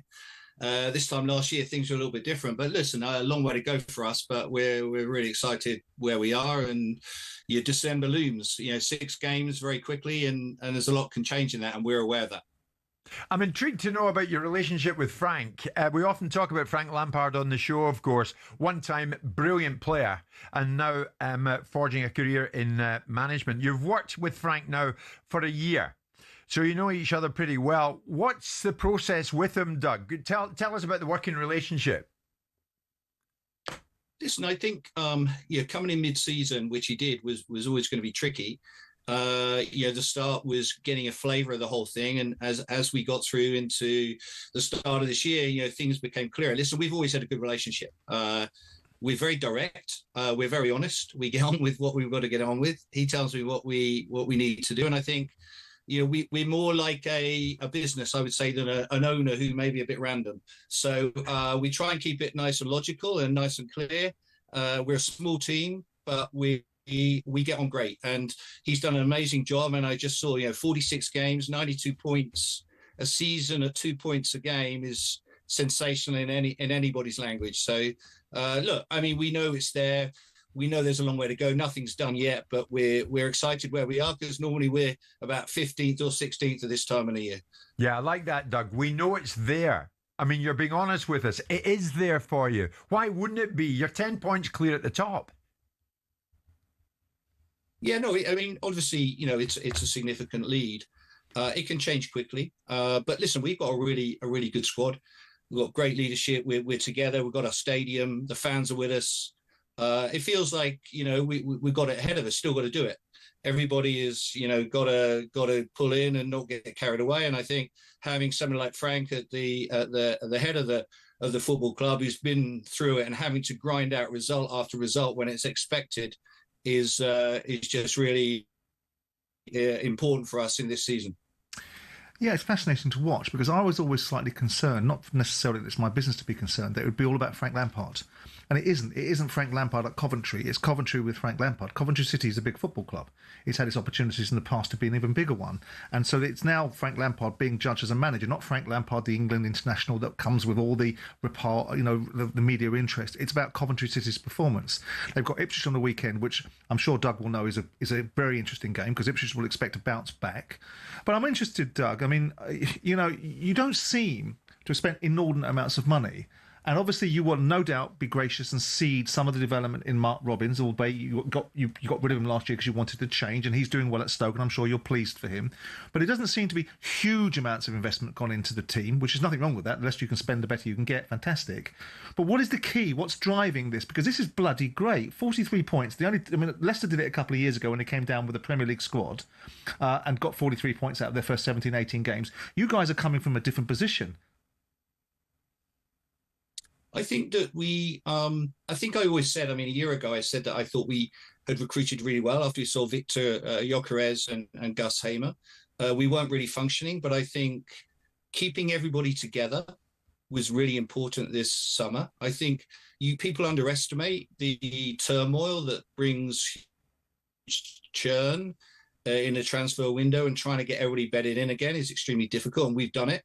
And we found it difficult, and so keeping everybody together for over the summer period into pre-season into the season was very important. I quite like a squad that's not like huge, just because then everybody's part of it, and they're not just sort of never going to get a game and then they don't really feel it. And I think everybody feels it, which means that everybody, when they have a chance, steps up. You know, Ellis Sims, I know you had him on, 5 goals in 3 games. Josh Eccles hasn't had much game time, comes in, scores 2 goals, plays great. Everybody knows they don't want to let anybody down. I think it's really powerful how a team works when you're in that sort of setup. Can I ask you, Doug, a former owner to a current owner, was this the brief for Frank? Is he fulfilling the brief? Because you didn't bring Frank Lampard in to tread water. You brought Frank Lampard to achieve things. Is this the standard and the expectation and the brief that Frank was brought in to achieve? That's a good question. I mean, the brief, I mean, as we said before, what you want and what you get may be very different. What I like to see is high quality process, good work, good coaching, good camaraderie, everybody happy coming to work, everybody talking to everybody. I like that, and that makes me feel like we're doing all the right things. So was it the brief? Look, 43 points in 18 games, 50 goals. Look, that's standout, right? I mean, seriously, it's standout. I'm talking about promotion. I'm talking about promotion, Doug, rather than necessarily being running away with the league right now. Yeah, I mean, look, we want to be promoted. We've been around it, haven't we, for a while? You know, we've been in the final. We should have probably been there when we lost the FA Cup semi. And then, obviously, we lost heartbreakingly to Sunderland, where we were by far the better team in the 2 semi-final. So I think that, yeah, we've been around it for a while. I always think that's a good sign. You get used to it. You get familiar in the circumstances and in the environment. And I think that, obviously, this year, we finally started a year properly. I mean, that's remarkable, because the previous 3 we've made a dog's breakfast of. But the issue is we're now in the position where we can kick on, but we know there's a long way to go. You've got a target on your back now, haven't you? I mean, what was Frank like? I mean, Frank has lost in the semi-finals of a playoff before for Derby, when there was a lot of noise there. What was the reaction from Lampard after losing the semi-finals again, when you were potentially in control of your own destiny against Sunderland? What was the sort of bite back from him towards you in terms of "I go again" mentality? I went down to see the boys after that semi, and it was a tough one. It was definitely a tough one to lose that semi like that after you dominated, two legs. But I felt resilience. I felt like, okay, I've got a proper set of players here. We hopefully can do some stuff in the summer. I get a proper pre-season, to work with them. I always think, as I say, it was difficult coming in, in the middle of the season or part way through the season. And I think that he was excited because he knew he had the raw materials, and he was really into it. And you could feel that he was. Doug's line is just frozen. We'll see if we can get back to him. Can't help but be impressed by Doug King. Well, he's brought Lampard in. Lampard is doing the job that he would have brought him in to do. Obviously, it's not expected. He wouldn't have baked into his thinking that you're going to be running away with the league, scoring 50 goals in an XYZ amount of points at this stage in the season. But the brief would have been Lampard is not there to tread water. It'd be interesting to see if he comes back. Does he now think? My next question would have been, I know you don't want to get ahead of yourself, but you've got 43 points to get promoted, right? You're now looking towards promoted. Yeah. Are Coventry City ready to be a Premier League football club? Yeah. Yeah. Doug, we just lost you there for a moment. Simon and I just a brief chat, and I will ask it. I mean, as an owner, and I don't want to tempt fate, but you are 10 points clear.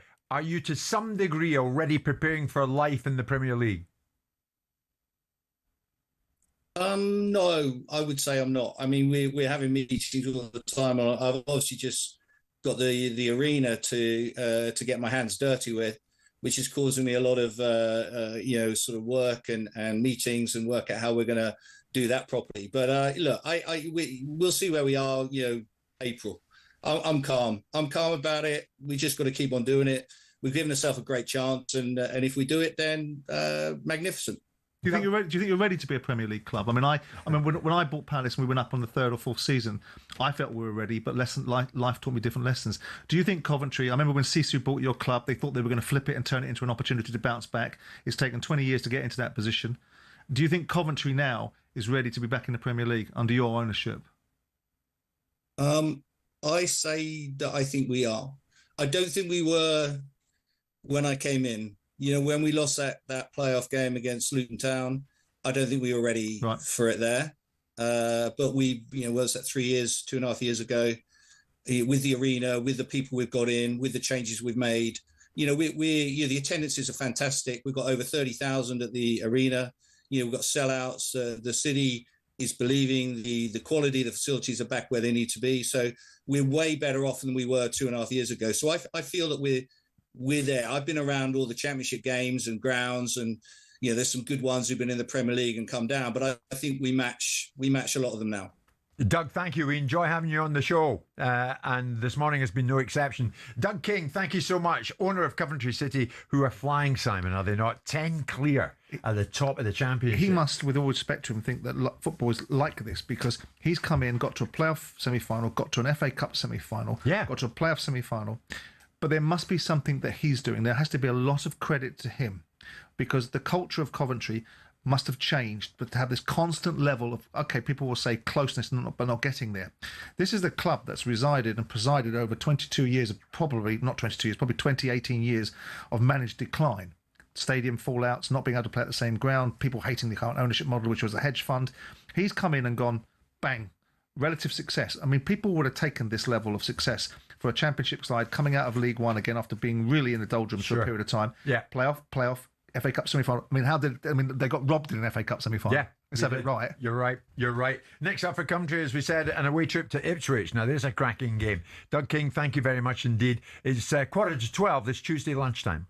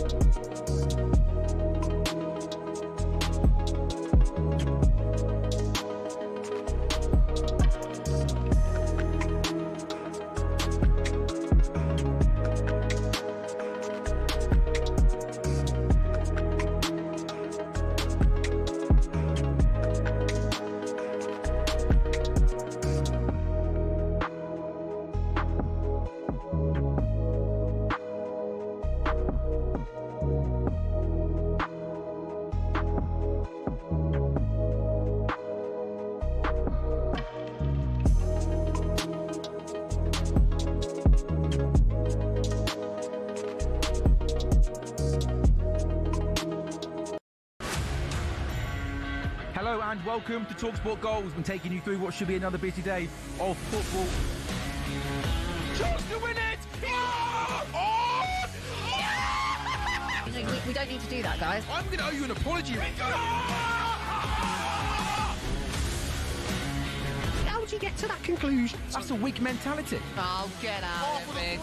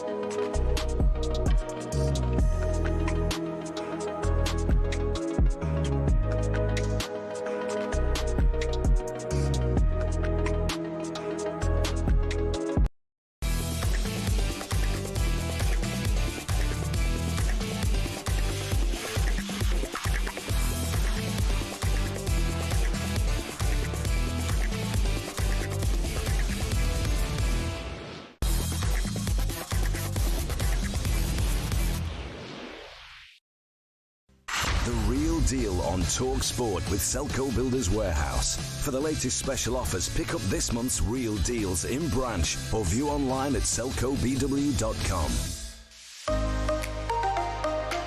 The Real Deal. Who's going to be the real deal this week with Selco Builders Warehouse? Will it be Aston Villa? You know what? They just might end up being the real deal. They are, of course, involved in the Premier League matches, a whole round of them this week. And Villa go down to the South Coast tomorrow to play Brighton, which I think you can hear live. Yes, you can, via the talkSPORT app. It's an exclusive on there. But for Aston Villa, it was a strange old start to the season, was it not? Winless in their first 5.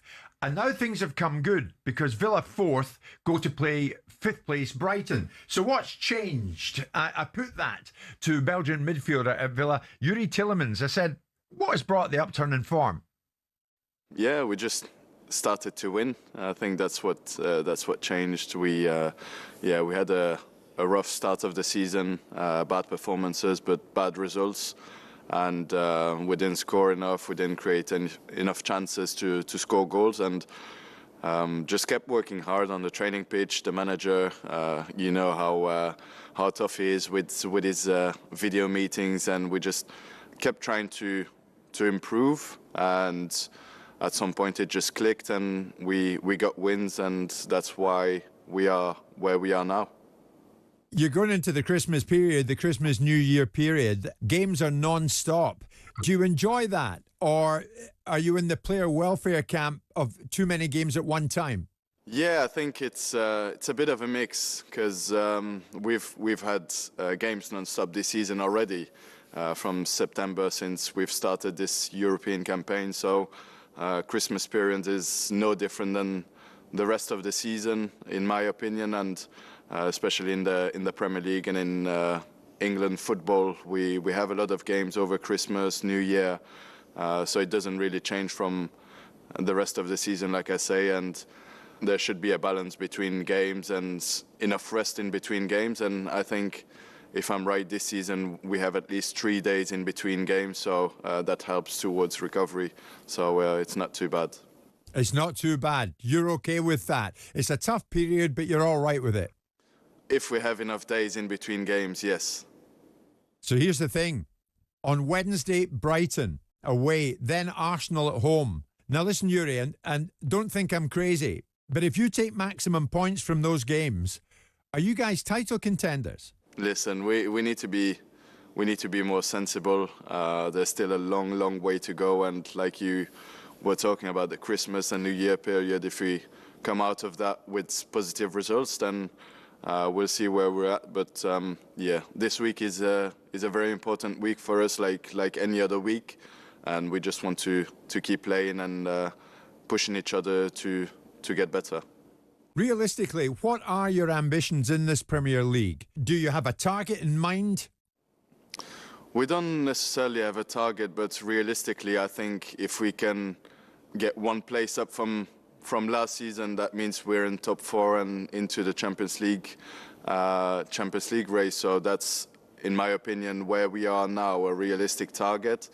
But then you just never know what happens in football. When you see where we were 2 months ago, we were down the bottom. So we have to be very down to earth, both feet on the ground, and keep working and hopefully get as much wins as possible.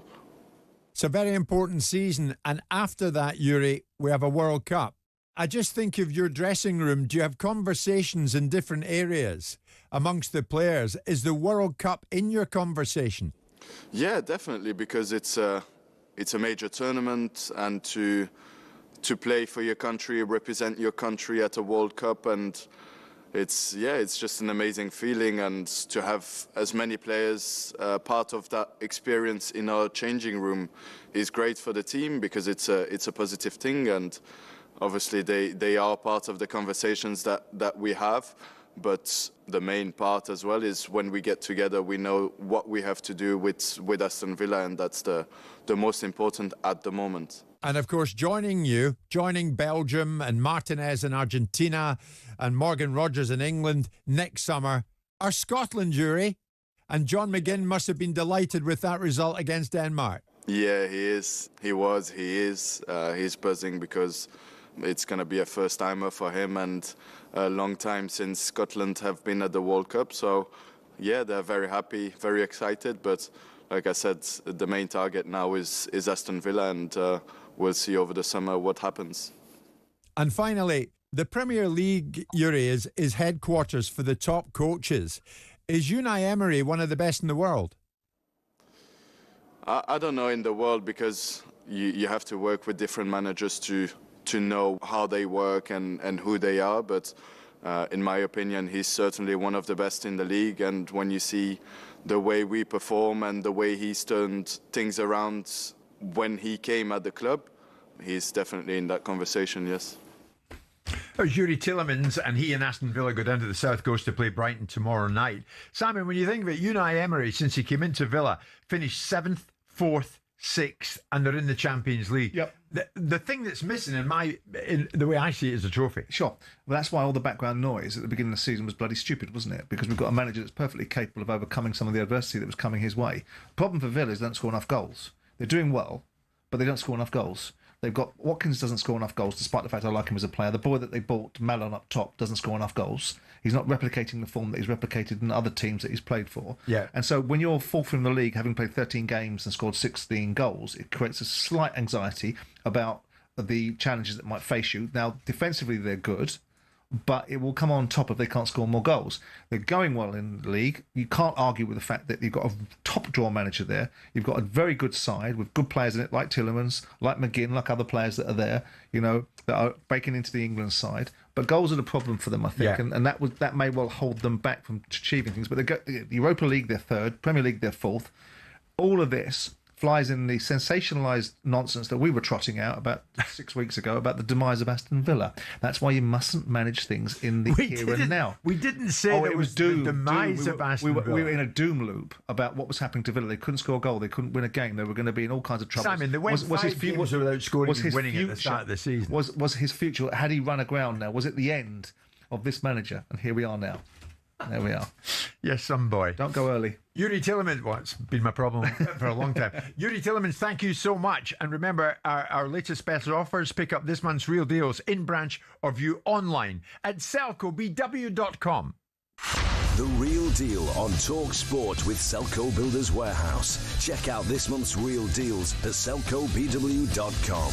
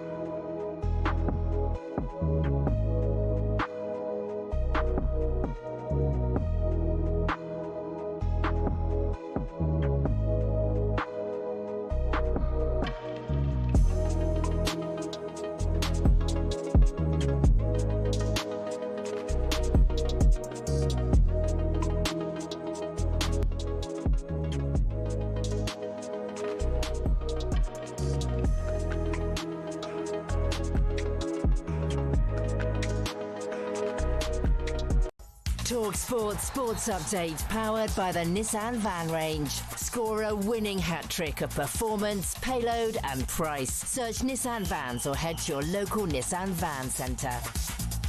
With your headlines, it's just coming up to 1 minute past 12. I'm Nick Ellaby. Good afternoon. Former England and Hampshire batter Robin Smith has died at the age of 62. He averaged 44 in Test cricket. His top ODI score of 167 was an England record for 23 years.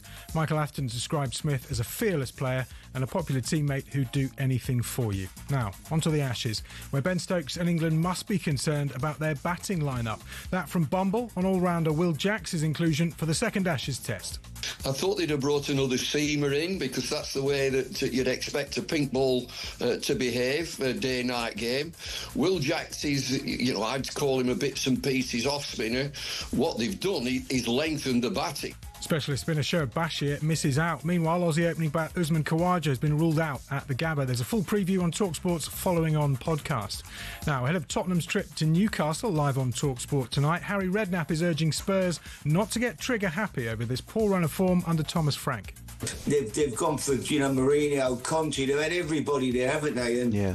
It's they can't keep firing people. They have to be patient and let them get on with the job and let's see where we go at the end of the season. Meanwhile, Alan Slott's condemned abuse on social media amid Liverpool's difficult run. They won at West Ham on Sunday. What I notice, what I feel, is the support the fans give me in the stadium, because even at 0-0, the fans were singing for the team, but also for me. So that's the support I feel. Liverpool are home to Sunderland live on talkSPORT 2 tomorrow night. And Mikel Arteta's asking Arsenal fans to turn up like animals at the Emirates tomorrow and help the team beat Brentford. That one is a talkSPORT live exclusive tomorrow night from 7 p.m. talkSPORT News. Plans to tackle the courts backlog are going to be set out later, and the Justice Secretary has admitted 12 more prisoners have been released in error, with 2 still missing. More from the news team at past. talkSPORT weather with QuickFit. Get 10% off 2 or more premium tyres in our Black Friday event. Don't miss out and book today at quickfit.com and drive away happy every time. Conditions apply. Sunny spells for most, but showers in the south and west, some heavy with hail and thunder at times. Breezy, feeling colder.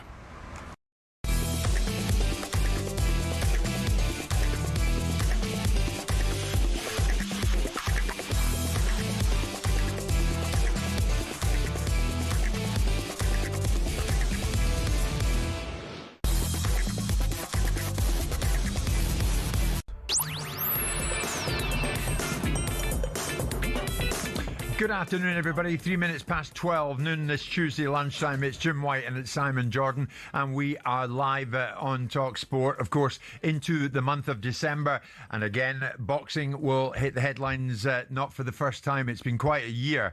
And of course, what baffles me is Simon Jordan, who wasn't having Eubank Jr. Ben, is very much having Anthony Joshua versus Jake Paul. Maybe it's the sunshine of Florida that has a lot to do with that. But anyway, once he gets his visa, once he gets his suntan lotion pack, he's off out there, and Simon will no doubt be joining us on the show from out there.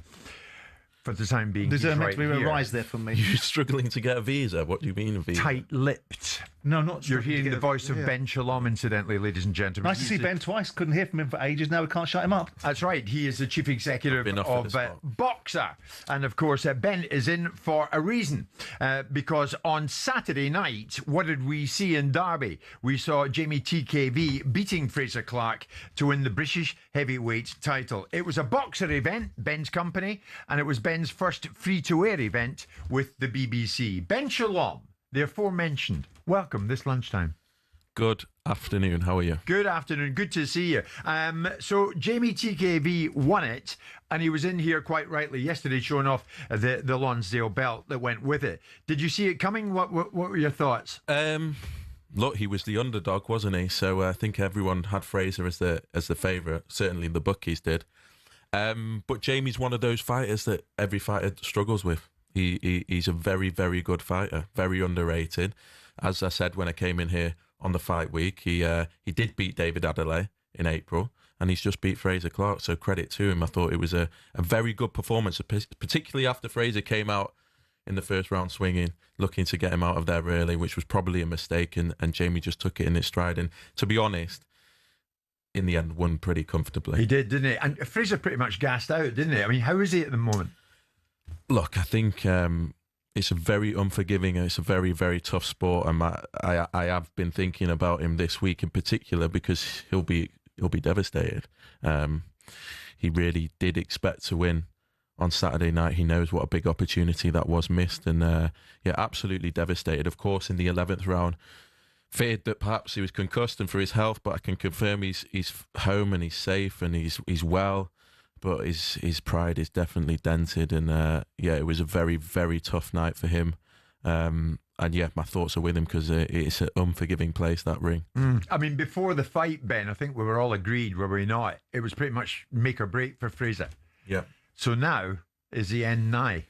Look, if the Fraser Clark I saw in there lacked any sort of game plan, lacked any sort of pedigree. You didn't see that in the ring whatsoever, and it was almost a performance that was worse than what I've seen in his first 8 fights. Was probably his worst performance that I've actually witnessed. Yeah. So something was wrong. The game plan was wrong. He's got a great jab. He didn't use it at all, and he got involved in a fight on the inside against Jamie TKV, which was the wrong way to go. I don't know what advice he was getting, but it was certainly the wrong advice. It was certainly the wrong fight, and he'll be, as I say, that's why he'll be devastated. But for me, he needs to take the time and work things out. We would all hope, Simon, that Fraser makes the right decision for him in the weeks ahead. For him, is the right decision to call it a day. Well, that's not for anyone that doesn't step in the ring to say. I mean, I didn't like the fight. I thought it was an ugly fight. I didn't like Fraser in the 11th round coming out for the 12th because I thought he was hurt, and I didn't like the look of that, and I didn't like the scoring. So I'm difficult to give it much more than that. Fraser's got to make his own decision. The pressure that the fight brought to him was that he was fighting in front of a home crowd with a lot of expectation. Jamie TKV was in here yesterday talking about the fact that it was the perfect first round for him. As soon as Fraser came flying out, they knew that psychologically they'd moved Fraser into a different position where the expectation was there. Fraser was talking about prior to the fight. He was very calm and collected in the studio, whereas Jamie was not.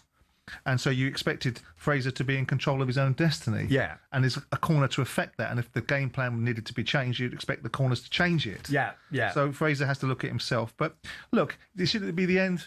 I didn't like what I saw in there from Fraser, and I don't know how much of that is a legacy from the knockout against Fabio Wardley. The two battles. The first one was an absolute epic fight between Wardley and Fraser Clark. The second one was a savage knockout for Fraser. The win against Teti showed you nothing besides the fact that Fraser can throw a punch. In this instance, we saw Fraser on the receiving end of a challenging last few rounds of this fight. I don't know what it tells you. I don't know what's next for Jimmy TKV, Ben, but he was in here yesterday, and obviously that subject arose. Wouldn't mind an extra fight at British level, then possibly move on to European level and explore what options there may be. But obviously there's names like Dave Allen, which I'm very interested in. You know, a fight that I'm very interested in. But just like I said, European level, and then we start pushing on slowly, getting closer to the world level. So Ben, you're with us now. Where is he heading next? The ball's in his court for the first time. He's been an away fighter in his past 2 fights. He'll now get to make that decision. For me, the Dave Allen fight makes a lot of sense commercially. I think it's a fight that Jamie wins. I think it's a fight that the fans want to see. It was a fight that was going to happen before he got ordered for the British title against Fraser Clark. So that's an obvious fight. But equally, for Jamie, he wants to kick on. And he wants to look at European level and start kicking on to the big boys and the big fights. So we'll see. There's plenty of fights. What I just want to say before we move on from Fraser is a lot of people will jump on him right now, but I almost want to say, just think about, you know, what he's going through right now is a very difficult moment, and that's what happens in this sport, and it is unforgiving. But if he's listening right now, he will be back. And he'll have to take the time, but he's got a lot left. I just feel for him, given what's happened and how much pride he has as an Olympian. And we'll see him back in the new year. It was the first fight for your company, Boxer, and the BBC. Did it live up to the bold new era that you were promising and hoping for? It was a special night, to be honest. It took us a long time to get this deal over the line, a lot of hurdles and a lot of things to jump through. Of course, the first night is one that I'll remember forever, but it was a great fight. I know what Simon said. I felt like it was a competitive fight. It was a casual, friendly fight. But it's just amazing to be back. We've got one show a month now for the foreseeable. There's learnings, of course, to take from Saturday night. But it's a great feeling. I mean, I watched it, Ben. What was your take on it, Simon? Because I think, honestly, some of it didn't appeal to you. I thought it was a bit low rent. But the fact of the matter is, Ben won't want to hear that because he'll want to protect his position with the broadcaster. How do you mean low rent? Well, I thought it was a low rent. The auditorium wasn't filled the way it was lit. I thought the commentator had far too much to say. But I didn't think it was great. But I think the first impression you create is the one that you want to create, which is the one that lasts longest. Ben will say they're learning their trade. Well, if the state broadcaster doesn't know how to broadcast a sporting event, then we're in trouble, aren't we? The broadcasters had 20 years out of the sport, right? It's a fantastic thing that they're back in the sport. We're not getting boxing in front of mainstream audiences as much anymore as we used to. And so it's extremely important for the sport. Of course, it was the first one in a long, long time. And there are going to be learnings from a production point of view, from a talent point of view, from the whole spectacle. But the fact that they're back in, and the fact that they're so enthusiastic about what's to come, and the fact that it's performed is a great thing for British boxing. And as I say, I think it's going to be become the most powerful broadcast platform in boxing. I really do. I can see it from the numbers. Of course, there's things to get going with and there's things to improve, but you'll see that over the coming months. I mean, I've got to admit, Ben, when I think of boxing and the coverage of it, I obviously think of Sky Sports in the time I was there, and I could see it for myself. And now DAZN are on the scene big time. It's a big ask, is it not, to persuade us that the BBC are here to stay and play a major part in the coverage of boxing as it goes forward. You could never have imagined that in your career as a promoter, having been with Sky, that you'd end up here free to air with the beat.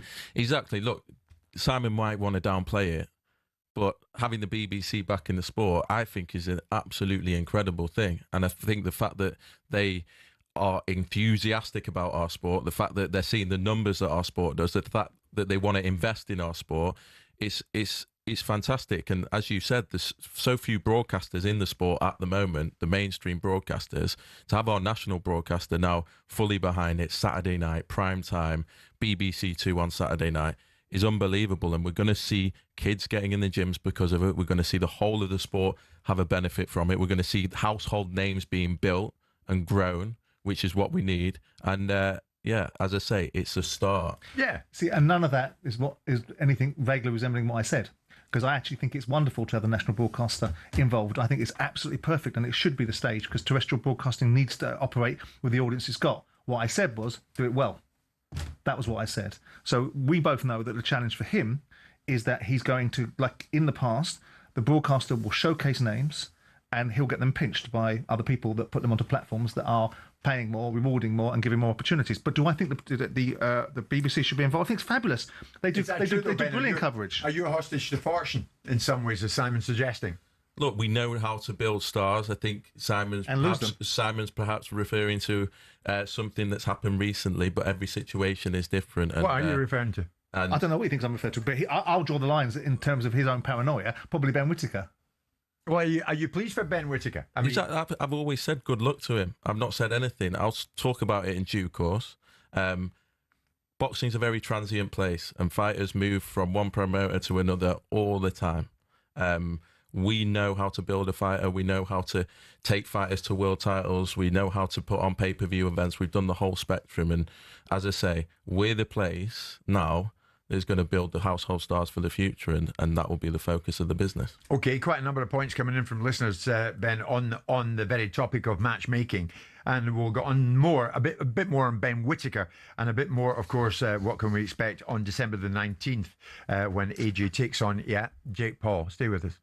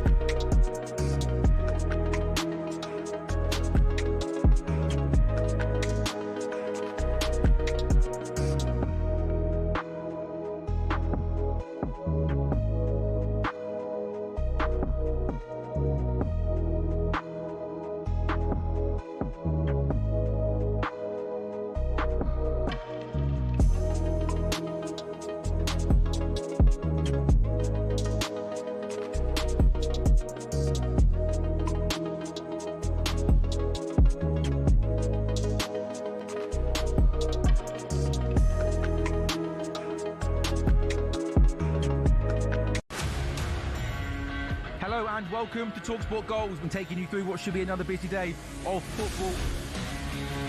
Chance to win it! We don't need to do that, guys. I'm going to owe you an apology. How would you get to that conclusion? That's a weak mentality. Oh, get out of it.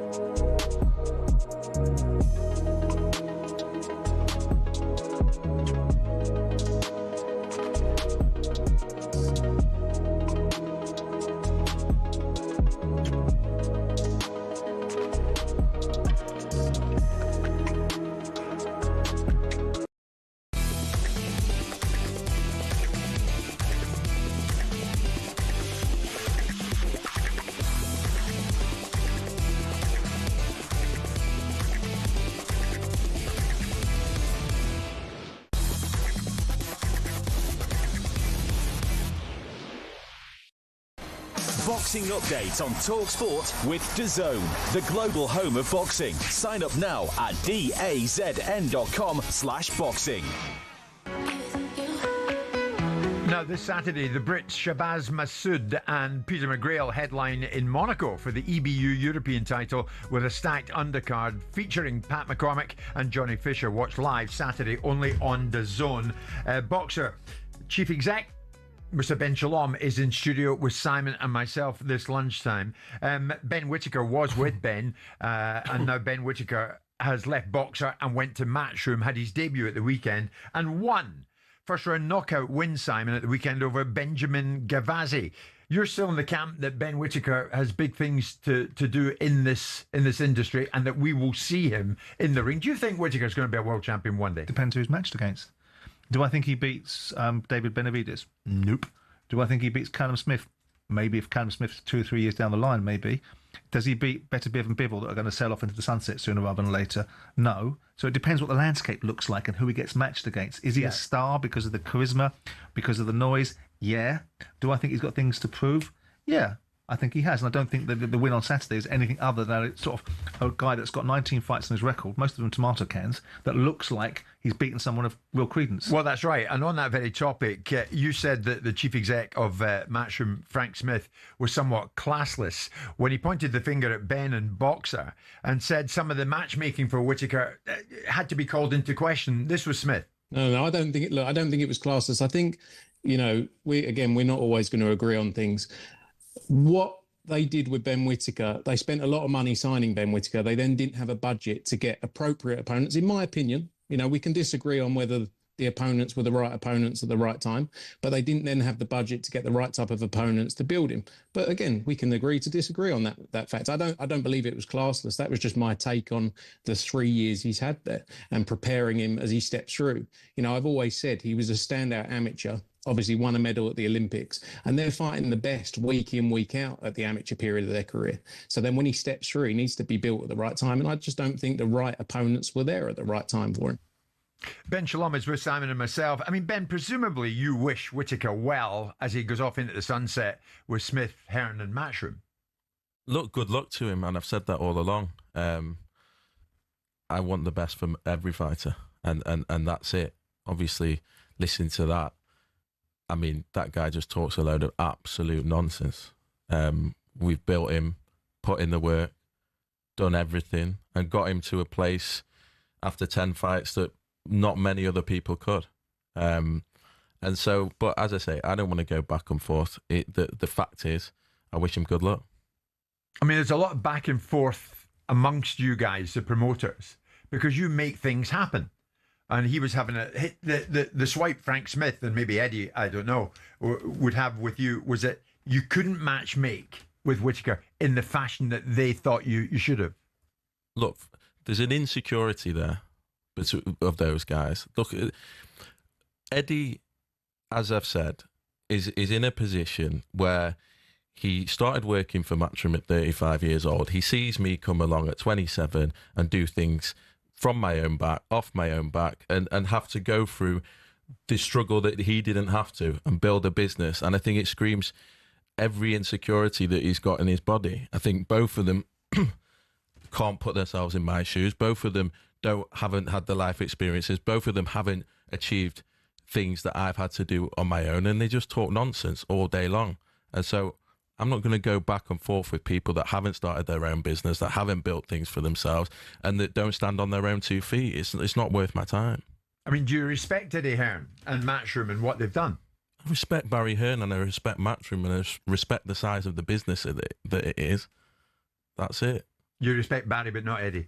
It's not that. It's just, I think, look, you see all the back and forth and you see all the jibes and you see everything like that, and I think the reality is Eddie is a great talker.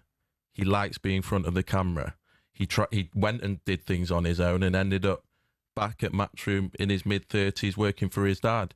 He talks about the fact that we have only one thing in common, that we both had the Sky contract. We have zero in common. I had to get every contract that I had, every broadcast contract, every business deal, everything.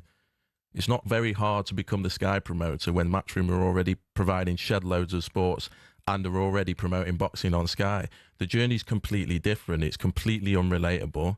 And I think that's why he gets so touchy around the subject of myself. I mean, you've had it tough, Ben, to be honest. You've come into an industry as a new kid in the block, if you like, and it already established in that industry, of course, Frank Warren at Queensberry and Eddie Hearn at Matchroom. And then you suddenly appear, and you've had a fair bit of hostility directed at you, haven't you? Look, I think everyone has it tough that has to go through into an industry, any industry, and start for themselves. I think anyone listening to this radio station who's had to make their own way in their career and who's had to build a business from scratch understands the struggle that comes with that. There's hard work, and the success I've had up until the age of 31 from the very pinnacle of the sport, no one's done before.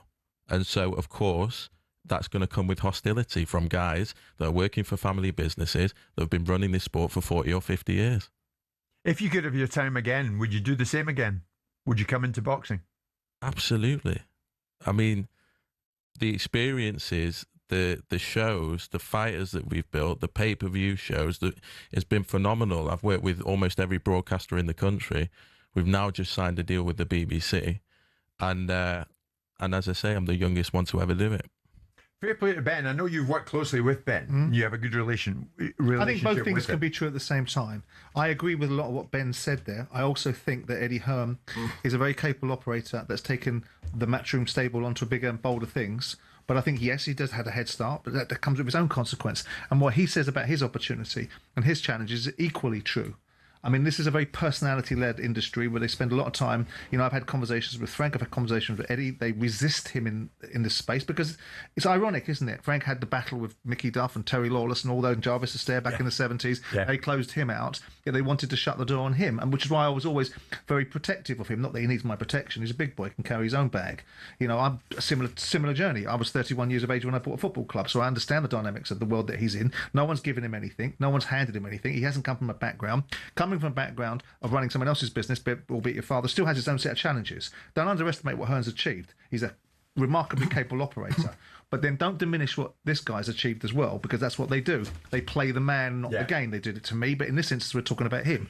And it's easy to play the man rather than the game, because the game's more uncomfortable. Because when you start getting into the game, you have to justify things that you've done. And you have to justify, rather than play the man, play the game, beat them in the argument, not about whether they did this or whether they said that. And that's where I think it's all a bit childish. And Ben, he's a capable kid, this guy. We're now 3 weeks away from AJ against Jake Paul. Does it in any way frustrate you that this fight will be the most viewed, the most talked about of 2026? No, it doesn't frustrate me, to be honest. It's an entertainment spectacle. That's what it is. It's hard to be asked about it as a boxing promoter because there's nothing boxing about it. There's no opinion I can give on a fight. It's an entertainment show. And ultimately, Jake Paul could swim, play tennis, box, anything, and it's going to do huge numbers. He happens to be getting in the ring with Anthony Joshua, and that's what the explosion's all about. So it's hard, as I say, as a boxing promoter to even comment on it. Yeah. 5 years from now, will you still be working in the boxing industry? Listen, I hope so. I hope I'm not prancing around a year for the long term in front of YouTube videos and cameras the whole time. But yes. I do believe that I'll still be running shows. I mean, you're in it for the long term. Yeah, it's all I've ever done. I've never had a job. I've been doing this since I was 23 years old.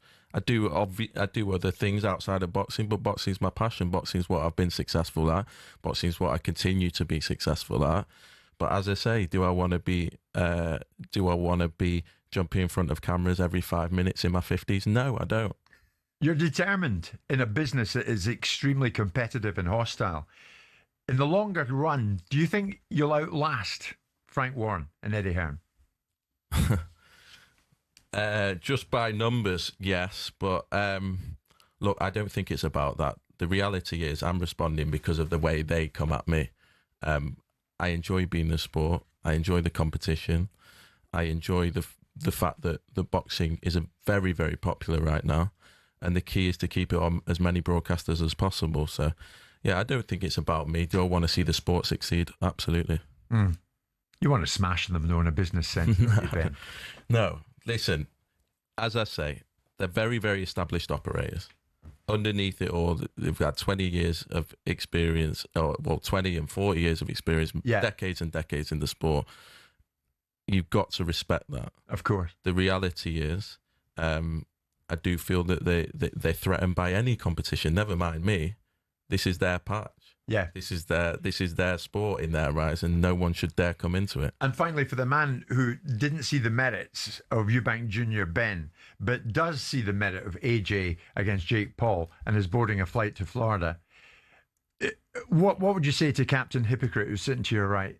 To be fair, Simon's able to justify anything, so I'm sure he's got a reason for it.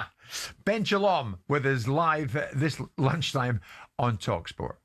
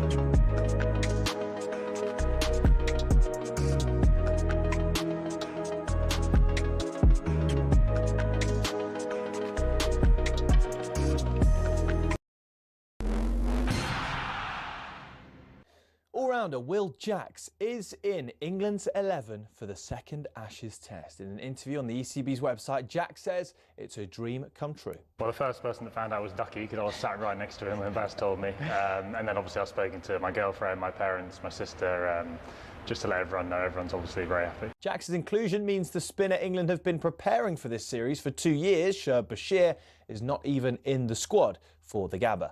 Meanwhile, Aussie opener Usman Khawaja has been ruled out. Amid fan unrest over Tottenham's home form and reports of player crisis meetings, Thomas Franks clarified his criticism of supporters booing Vicario, now saying Spurs fans cannot mock their own players. talkSPORT's Jamie O'Hara says the manager's days might be numbered already. I don't know if Thomas Frank's got much credit left. Do you think he's running out of credit? I think he's maxed out the credit card, mate. Has he? I think the bank on the phone. Spurs go to Newcastle live on talkSPORT tonight from 7. Former Crystal Palace majority shareholder, meanwhile, John Textor, has suggested his relationship with Forest owner Evangelos Marinakis allows them to adjust transfer fees. The amount that you put on a player transfer may also be adjusted to correct some discrepancy in value that occurred in some part of your relationship that might have related to a completely different player. Textor was speaking to the Botafogo fan podcast Canal de TF. There have been 9 deals between Textor and Marinakis' various clubs over the last 3 years. It was reported a former England footballer has been arrested on suspicion of attempted rape following a non-recent allegation from an ex-partner. According to The Sun, the suspect was arrested at Stansted Airport and has been bailed. And the long-awaited report into the Hillsborough disaster and subsequent cover-up is going to be published later today. There's more, as ever, on talksport.com.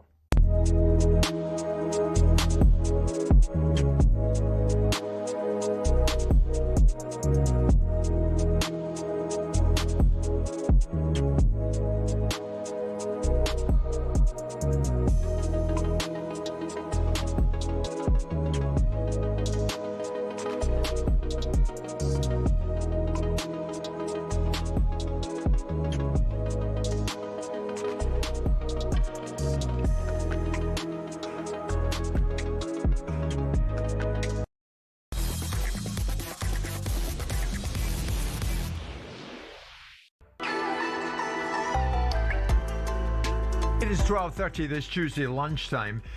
Let me put this to you. After a week of the budget where millions of workers were asked to do more to aid the British economy, can sport really continue arguing for an exemption at the expense of the taxpayer? Where am I going with this? I'll tell you exactly where. Under plans being drawn up by the government, sport, and in particular, of course, you guessed it, football, faces being forced to pay tens of millions of pounds towards policing costs. Now, as things stand, football clubs only have to pay for policing of their own land, but senior officers believe clubs should pay for the policing in the surrounding areas on match days. And according to the latest figures, the total bill for police services for football in England and Wales for 23-24 season was £71.6 million, of which the clubs paid £14.8 million. The taxpayer, you and me, picks up the remaining costs. Senior police officers want sport to pay for the full bill of policing. The former Met Police detective officer, Peter Blexley, joins us live on the show. Peter, good afternoon to you. Should more onus be on the clubs, Peter, to pay for the full policing of football matches? I think there needs to be a bit of give and take on both sides, to be perfectly honest with you, although I suspect Mr. Jordan's bristling at the very words as they tumble from my mouth. This is a huge shortfall between what policing claims it costs to police football and how much the clubs contribute. Shortfall of about £57 million. And I'm sure some senior police officer would say, well, a club might pay that for a decent fullback. Surely they can afford to contribute more to the policing costs. But this whole policing outside the ground is very thorny and it's not clearly defined. For example, if you take a Sheffield team, United or Wednesday, would the clubs have to foot the bill for police officers who were at the main train station, for example? So it's not straightforward. It's not cut and dried by any stretch, but I think there should be a bit of give and take on both sides. I think that's fair. Do you not, Simon? Well, I do and I don't. I mean, I argued against full recovery years and years ago when I was the owner of Palace and argued against the premise of it. The police are a hired resource that's brought in. Despite their protestations, the economics that come from football, whether it be 14 million or 71 million, goes towards police officers' overtime and revenues that the police will gladly take the benefit of. Here's the conundrum that I have. When Mark Roberts, who's the head of the footballing unit, made the argument that there'll be 1,200 more bobbies on the beat if football paid its bill. Yeah. That was a misrepresentative and a disingenuous argument because he doesn't make the same argument about the £11 million it costs to police Notting Hill Carnival or the £5 million that it costs to police the Just Stop Oil protesters. And he doesn't take into consideration the £5.5 billion that football, just football, before the economic benefits of associated outcomes come into the equation, 5.5 billion worth of revenue, which is about 20% of the total policing bill of this country, comes from football paying into the exchequer as a result of its transfer market, as a result of its economic returns. So you're going to tell me that 1,200 bobbies that go on the beat can't go on the beat because football doesn't pay its bill. That's political grandstanding. It's not true, and it does not acknowledge the existence of the £5.5 billion that football pays in. So you're going to tell me that you need to get the full recovery. You're going to make a moral argument about it, which is the low-hanging fruit. Oh, sport's awash with money. It might be a wash with money for the players, and it might be a wash with money for the exchequer, but it isn't a wash with money for the profits of the football clubs because they're all losing money. No, but hang on, before I go back to Peter, and Peter, I'm sure you'll agree with me here, this is the same Premier League who spent £1 billion in the transfer window, Simon. But again, I make the point. This is an entertainment business. This is a product that generates huge amounts of revenues. If it doesn't spend that kind of money to make sure that the product is universally sold around the world and the success of it is so significant, it wouldn't be paying £5.5 billion into the exchequer, and the police force would have less money as a result of the football industry not being successful. It's a very small and a very low rent argument that that Mark Roberts was trying to make. Never mind Mark Roberts. You come back in on this, Peter. What do you make of Simon's comment? Yeah, I hear what Mr. Jordan says, and I think there's mathematic gymnastics being played by both sides here. As a football supporter, which I am, if clubs were to pay more, my concern would be that cost might be passed on in terms of our season ticket prices and the such like. And of course, when we get beneath the Premier League and we get to the Championship, where my beloved QPR play, then we go to League 1s and 2. There are some clubs in those divisions with very lively supporter bases that do require substantial policing assets deployed to them in order to make the game an enjoyable experience for the overwhelming majority of people who go there to watch the game. So it is a very nuanced discussion. But what's nuanced about it, Peter? I've sat on both sides of the equation as a football fan, as a football club owner, and as a commentator in the media now. And I look at the narrative being spun out here. If you look at the industry in and of itself, if you've got an industry that generates £5.5 billion worth of revenue to the exchequer, which will then be deployed to budgets like the police, then why is it mathematical gymnastics to suggest that the industry in and of itself, and that's before it gets into the associated benefits of what communities. There's one Premier League club owner told me, I think it was Brighton actually, that the revenue streams that are generated to local businesses over the course of a season attributes about another 250 million into the exchequer for people buying fish and chips or going into Brighton Pier or wherever else it is. This industry floods money into the exchequer, so why do we need to make it about what it doesn't contribute rather than what it does? Yeah, we also need to remember that the huge sums of money that football contributes into the Chancellor's pot also goes on not only policing, but the NHS, education. I hear that. But we don't tackle Tim Martin at Wetherspoons. Excuse me for talking while you're interrupting. I was just about to continue making my point there. I thought you were going to make a salient one. If we look at the revenue streams of League 1 and 2 sides, for example, and there are some sides down there in those divisions, much smaller crowds, much smaller revenue streams, and they have some pretty lively supporter bases, which do require significant numbers of police officers in order to keep the peace and make the game enjoyable. Yeah, I know, Peter, you said that. You said that already. You said that already. But these are the very clubs that can't afford to run their football clubs. These are the very clubs that are actually right on the edge of being in existence. And the idea that we tax the industry, I don't see Tim Martin having to pay a tax when there's a punch-up outside Wetherspoons. It's not mental gymnastics, and neither is it me being overly clever. I'm looking at it and saying, we all know that the budget is deployed in different ways. Yeah, but Simon, don't you accept that public services like the police are stretched at the moment? We've got a police force that, Peter, and I listen to you regularly when you're on my Michelle show or whatever else you do on GB News and other places you go, and I agree with a lot of what you're saying, but we've got a police force that can't even police properly half the time. They're doing the bloody Macarena or painting cars with LGBT flags. Come on, Simon, that's so not there is an element of...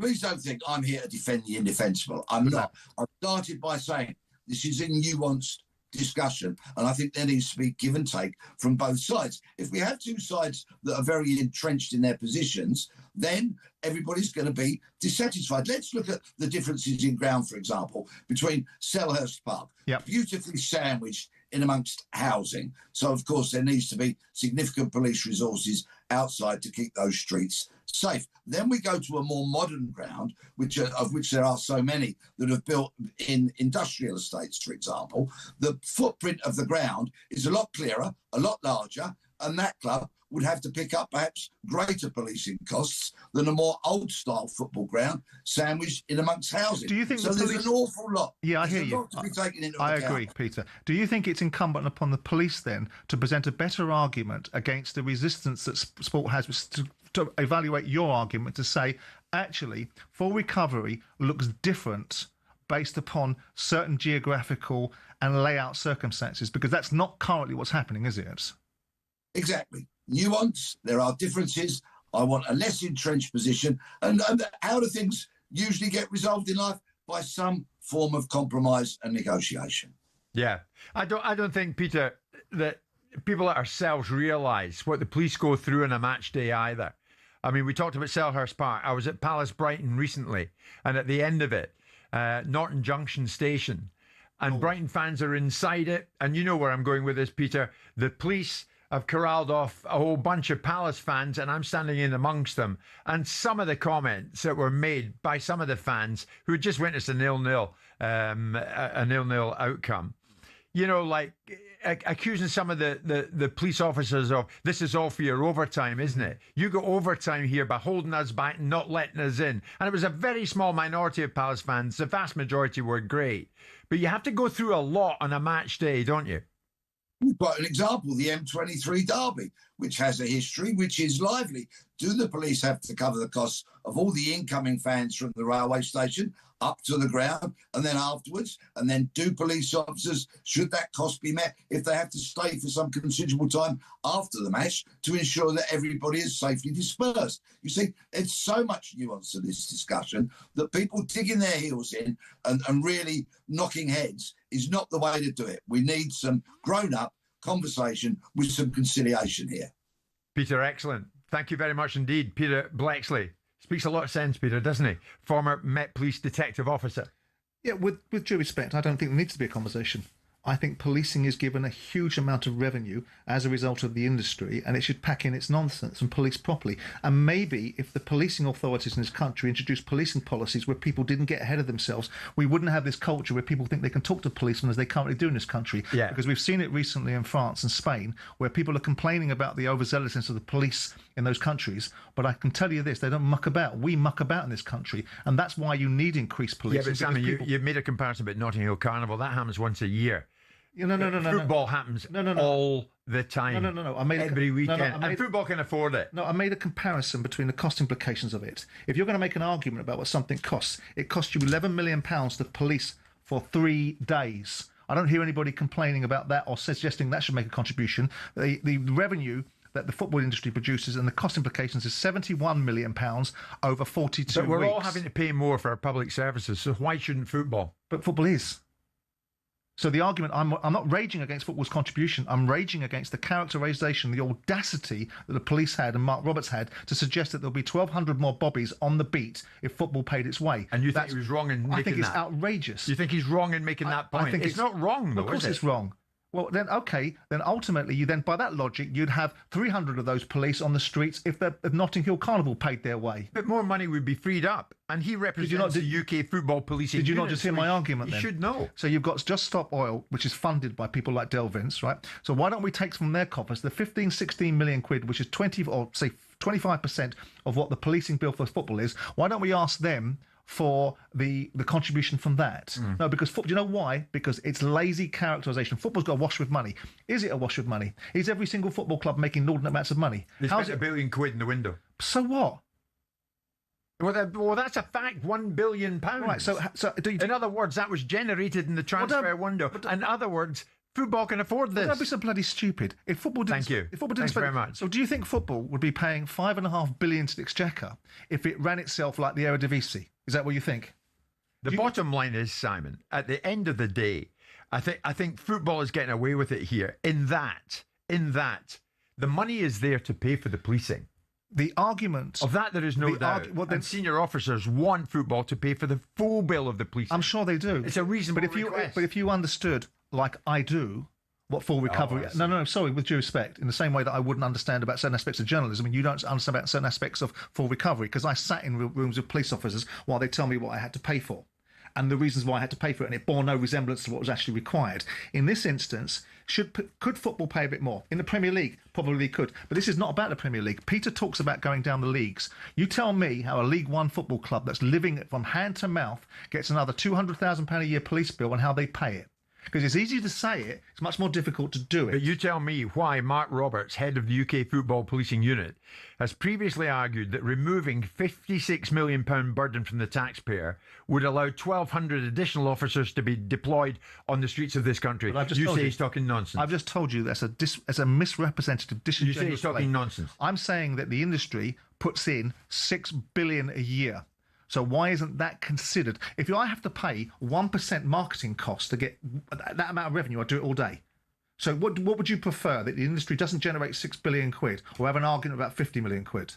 It's a ridiculous low-hanging fruit argument. The argument that I make, which brings in whataboutery into its central theme, but we don't talk about Notting Hill Carnival and we don't talk about Just Stop Oil, which generates nothing for the economy. Yeah. Really. Well, Notting Hill Carnival probably does a bit, with due respect. One event a year.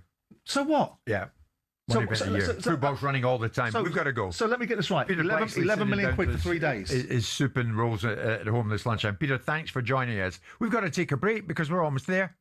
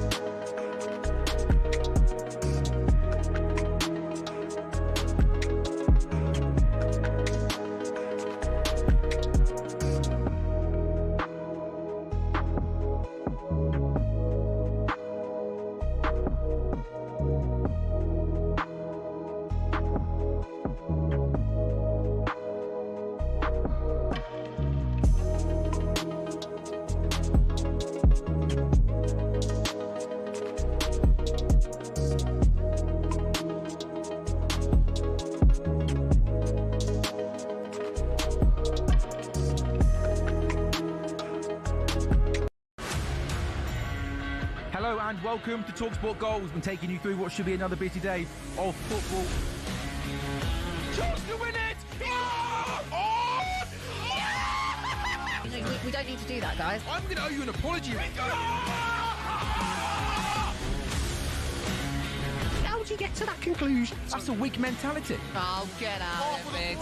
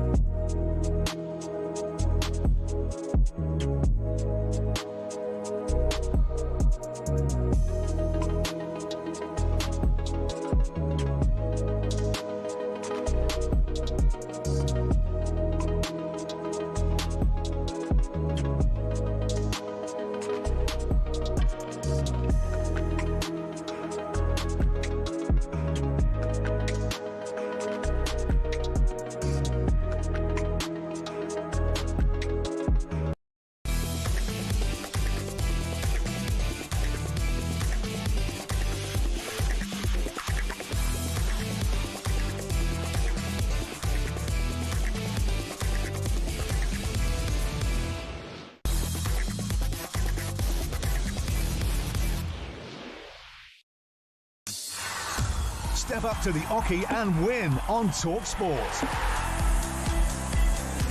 Yep, we're closing in on the QuickFit talkSPORT Darts Presenter Trophy 2025, now in its third year, where 8 of talkSPORT's biggest names go head-to-head ahead of the PDC World Darts Championship kickoff. This year, you and a mate could be there. You'll be the only members of the public allowed in on Wednesday, December the 10th in London. 2 seats, 2 insiders passes, a true money-can't-buy experience for the ultimate talkSPORT fan.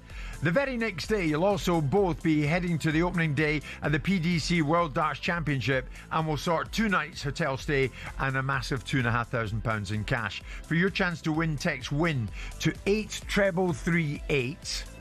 Text costs £2 plus your standard network rate, or call 0343 423 9761.